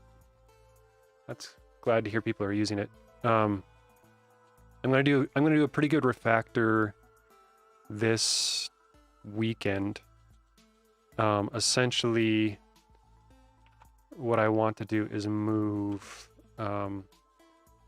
like all these folders that aren't scripts into like a core folder that will be version controlled by the project, you know, me and contributors, and then have a scripts folder sit next to it that you can version control. Rather than having scripts with a get ignore in it and logs with a get ignore and a db with a get, like having all these ignored folders, I think is the wrong approach. And because people are going to want to version control their scripts and share them. So I'm just going to have simple scripts will have .simple/core, which will be, and that core folder will be under Git, which will leave all the other folders not under Git, so they won't have to have Git ignores in them, and you can version your scripts folder and other folders. Thus allowing like core to be community and scripts to be personal. And I think that's the right approach. Like all of this stuff would move into core as well. So yeah, and I think that's like the big last thing before like a 1.0 is that change. Because I also want to stop, like when I tell people when you install a new version of the app, you may have to like RMRF the simple directory. Like now, worst case scenario, you'd have to RMRF the core, which even then you shouldn't have to do that because people wouldn't expect to edit things in the core anymore. So that's if you've ever just sat in the shower and thought about project organization, that one just came to me in a shower recently. You know how it goes.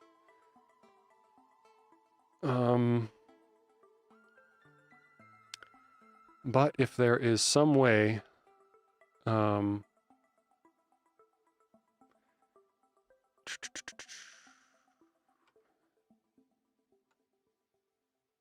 so what I keep on thinking is that there's got to be like the script to set something to full screen is setting an attribute of a window. Shower thoughts are definitely, it's the best place to think. Yeah. I do my best work in the shower. Moving on. There's got to be an attribute. Like, I just feel like there has to be an attribute that says that a window is tiled. Like get the hardest thing is like I've looked at this a few times, get attributes of window of process script editor. I hate that I can actually like write AppleScript now. If anybody's looking to hire an AppleScripter, I know a guy. His name is John.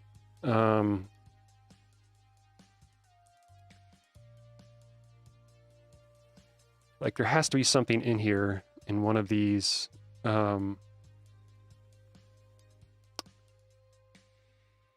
Let's see, repeat with at in and repeat. I think that's how you write a loop. And then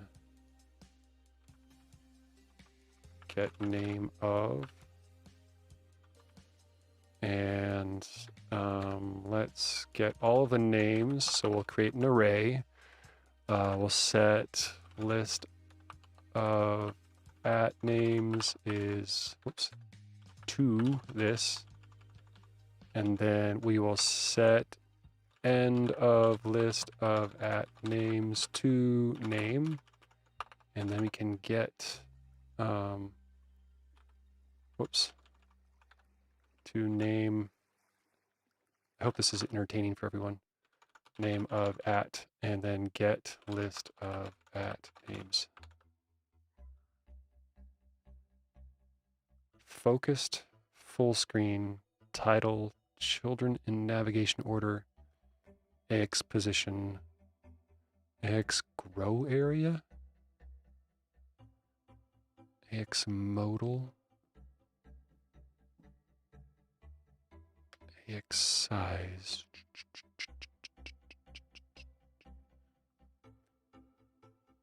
Value of at whose name is AX size.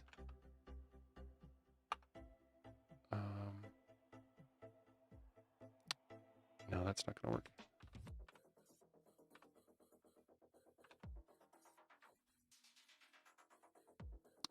To name value.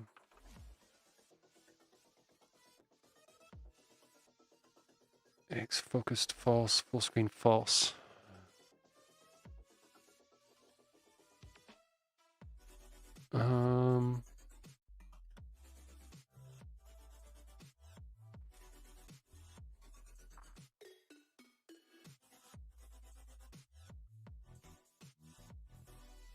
Okay, so let's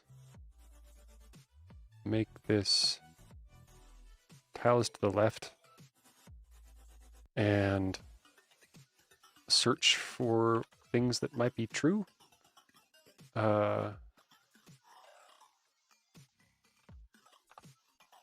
If value of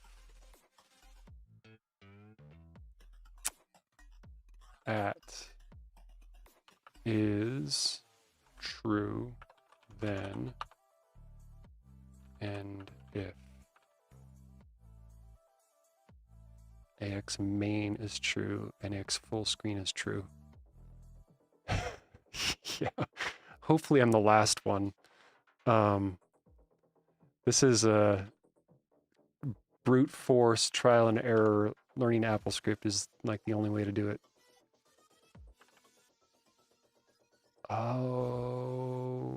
Okay, so full screen's no longer true.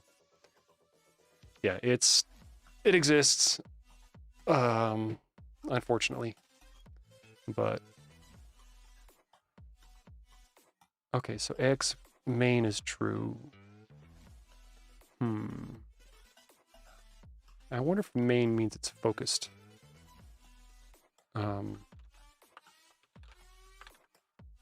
No, X main is true. Well, I'm glad I could expose you to something useless. Let's see.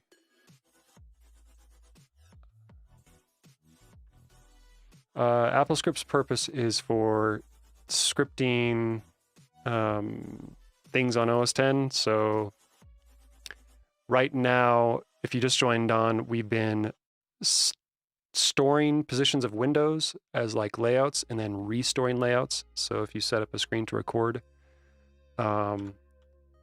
so that the quick demo is like a window there, and a window there. Actually, let's make it more organized. So if I put this in the top left, and then I say get Windows data, this will like store the position of where the windows were. I'll move it over here, and then I'll say set Windows data, and you can see it moved it back to where it was. And so this is working like 98% for me, like the scripts I've written around it. The one that I'm failing on is I like to tile a screen to the left and then tile another one to the right. But when I try and I need to run this on another screen. If I try and get Windows data here and then set Windows data, actually let me unfull screen this and unfull screen that. Set Windows data. You'll see that it full screened one. I think it full screened one and then it full screened the other one. Rather than full screening one tile to the left and full screening one tile to the right. Yeah, it's I don't know why it is the way it is. There's like a JavaScript version of AppleScript, but it didn't work for me when I was trying to like access system events. I think they call it JXA. But since it didn't work for me, and like system events is one of the main things I hook into. So any language I use is going to have to interact with AppleScript in one way or another, unless I start writing like actual Windows or Mac apps to interact with these things in the Objective-C level.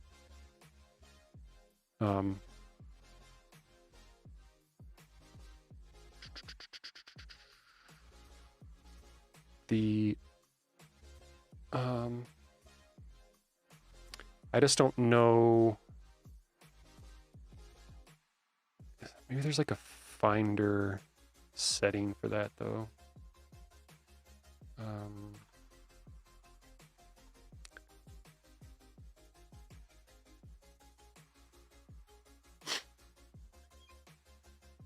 Because that like they both full screened.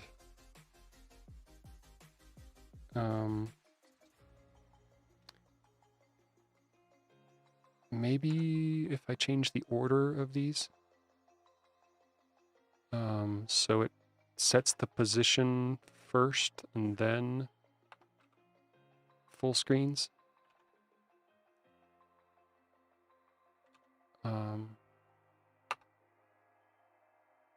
No.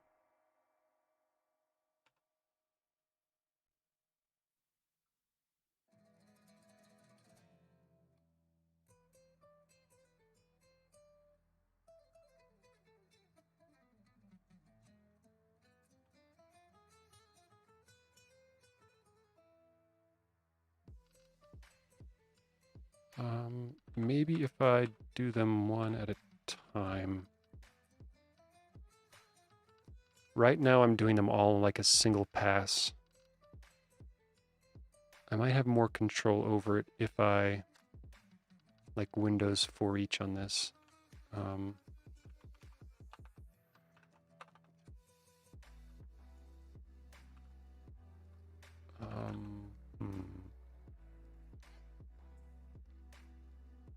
So if I Windows for each, then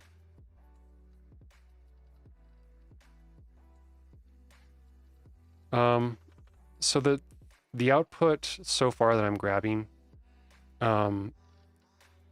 like I wrote the script and grab the exact process or exact properties that it grabs. So I know exactly what it's getting. I'm not getting all of the attributes or all of the properties off of the window. I'm just getting the ones that I selected. So if you look at this is the script I wrote where I said grab the X and Y, grab the width and height, grab the name, and then store those. Like I had to build up a string of JSON manually, which is what this is. So yeah, like I'll have to figure out, I hope there's a property that says tiled to the left or tiled to the right. That's what I haven't found yet. And my Google foo is failing. And my like detective of like trying to inspect attributes of Windows in AppleScript is failing.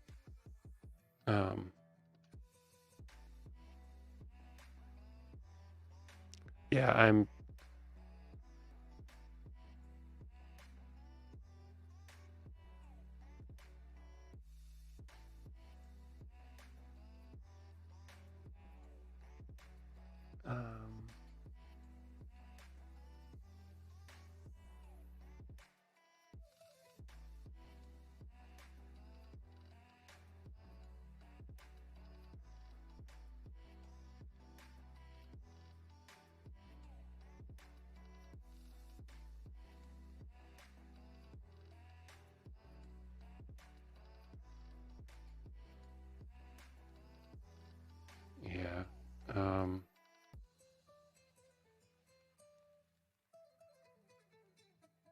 Hello.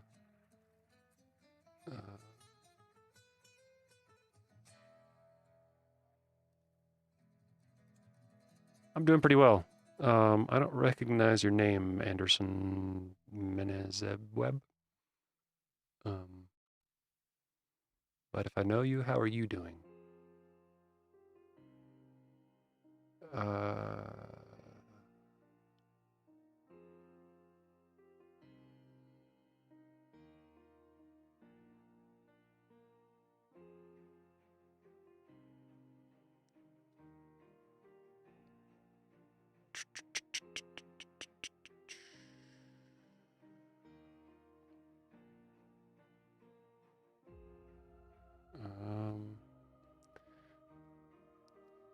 I hate that I can understand this.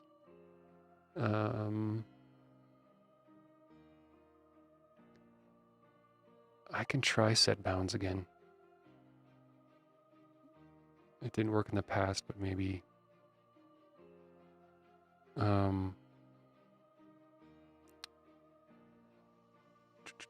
Let's see.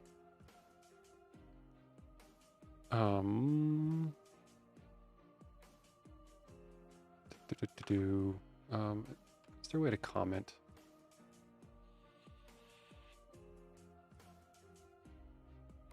There's no shortcut in here to like comment out lines, so I end up doing -- is comment in AppleScript, by the way, in case anyone was curious. All right, and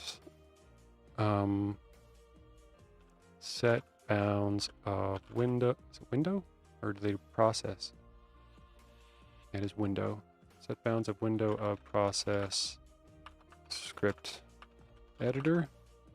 Let's get the bounds, see what that says. Missing value, yeah. You have to like do that within Finder.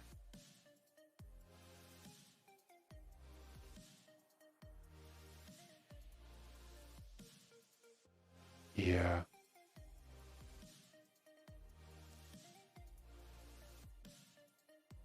Let's see what this person did. See, this person used the JavaScript version of it.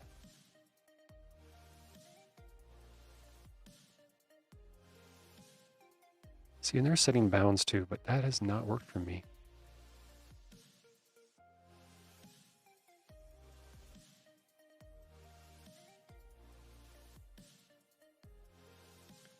I mean, I can try set bounds of window of process script editor to 0, 0, 100, 100.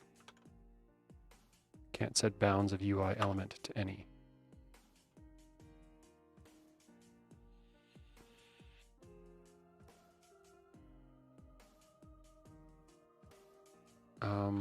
AppleScript full screen left tile. Full screen left.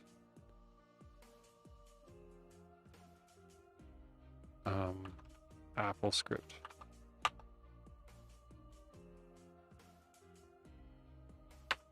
Let's try GitHub. When in doubt, GitHub Advanced Search.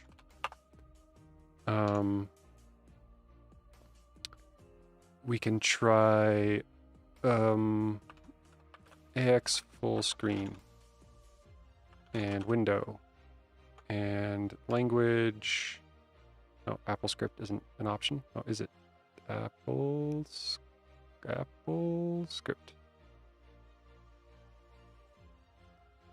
Code snippets. Let's see. They have a toggle full screen.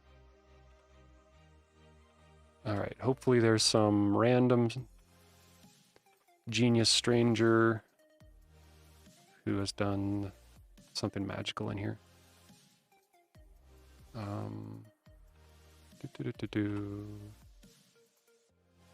This is one of those like things I might want to script someday, is like open all, or open the first 20 results of a GitHub Advanced Search in a tab. Ooh, this one looks promising. Set active app item 1 is front, which is true. Get value of attribute x full string window 1. Return result is Boolean.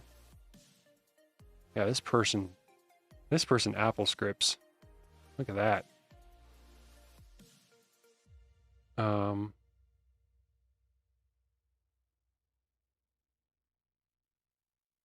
is AX unknown?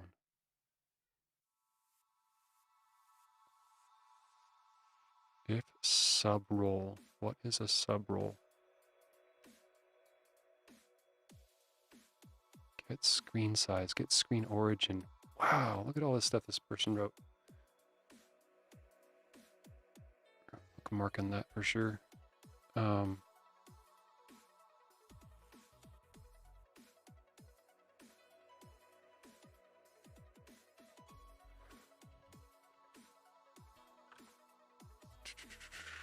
Get active screen index.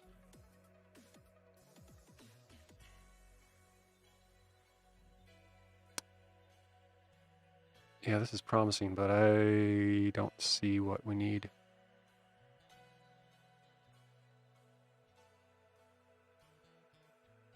Or how old the script is.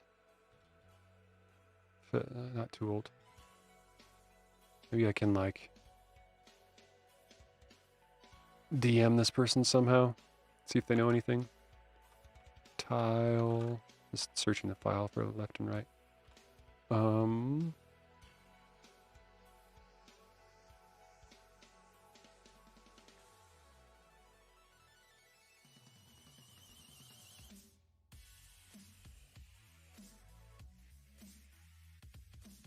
Toggle full screen. Let's see what else they have. Left.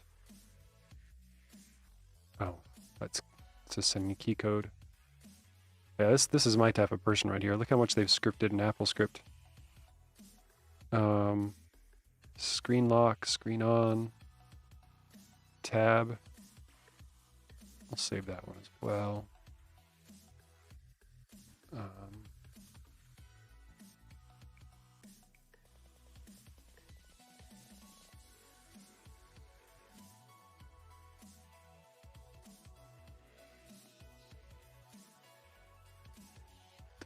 They're just full screening Outlook and stuff.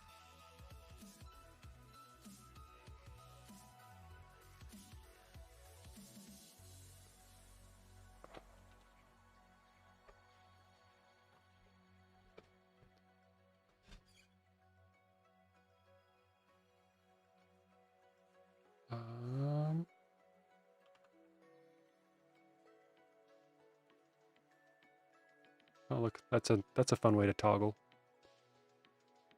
I like this one. Toggle AppleScript.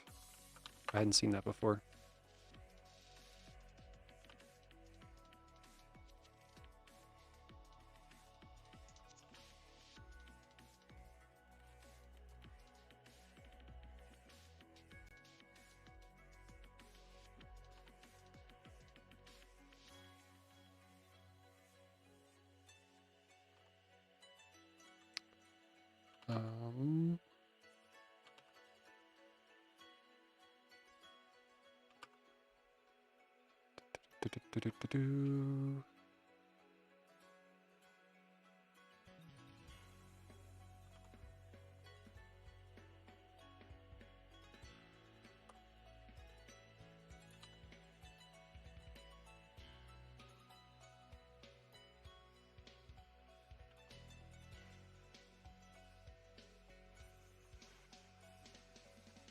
What is this person doing? Video URL, tell.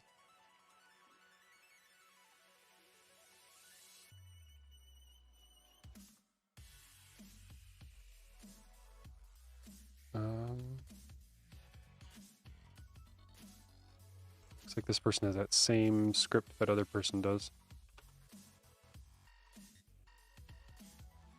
Oh, it's in an Alfred Workflows folder, huh?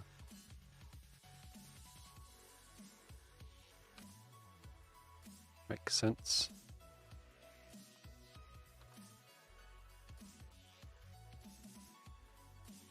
I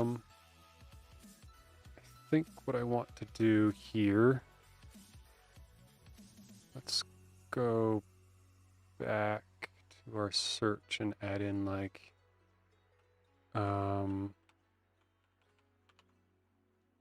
what is it called? Tile window. Tile window. Anybody? Zero code.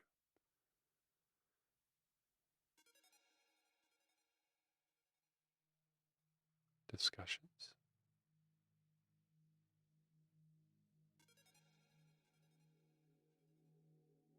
Huh.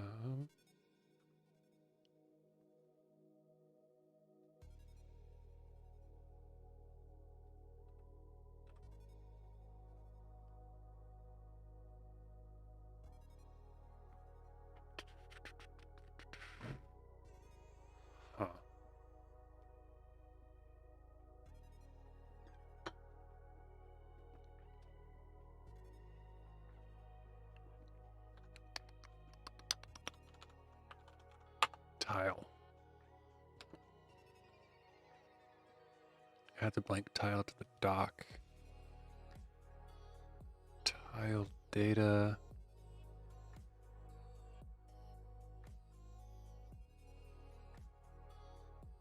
Set doc tile.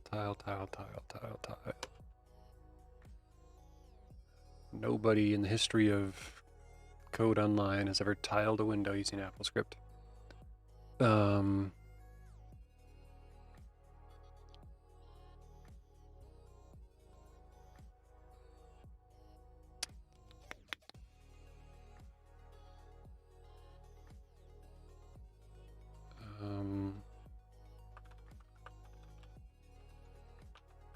Something like left full screen left.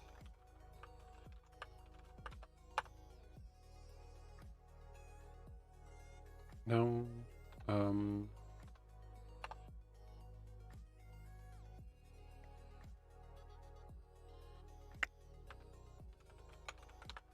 AppleScript left split full screen. Splitting full screen apps. Please, someone have answered this.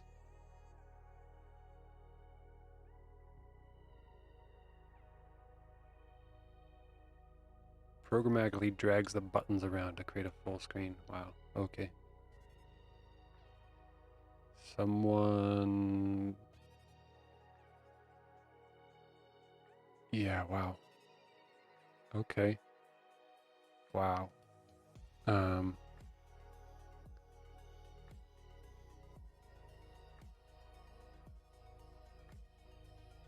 Like there is a way, I may have to look into that. Click on this button and then select the first or second item.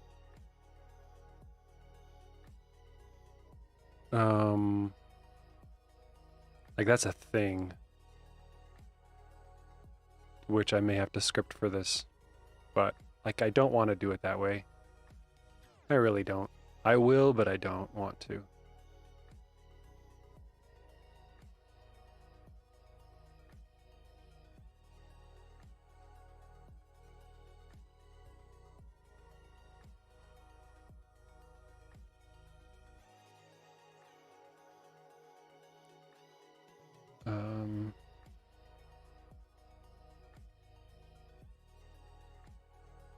I haven't found any hooks for this.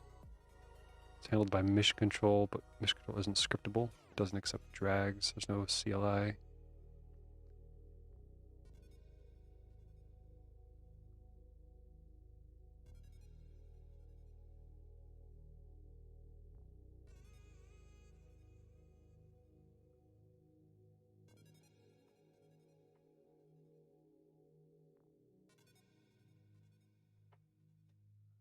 I'll play around with it a bit later and let you know. Oh, sad.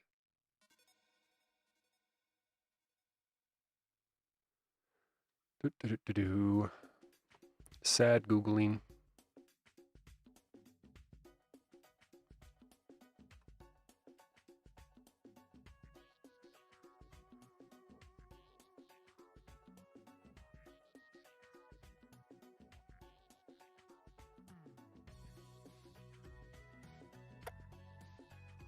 No answer. Sometimes there's just not an answer to your question. And that's okay.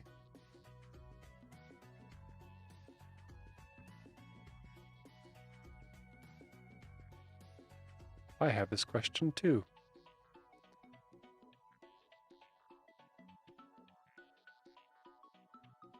It's going well, Ryan. How are you?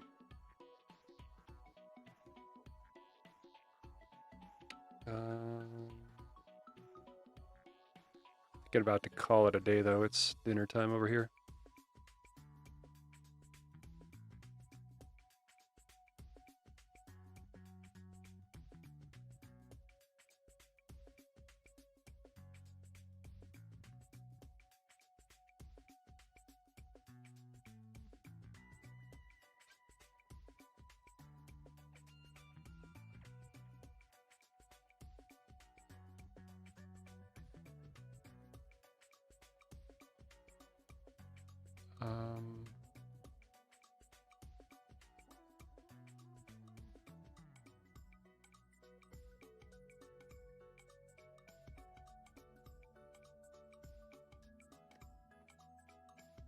Yeah.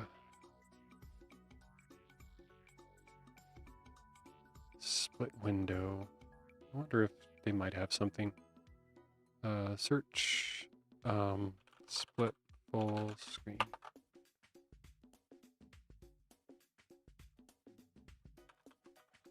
Full screen left.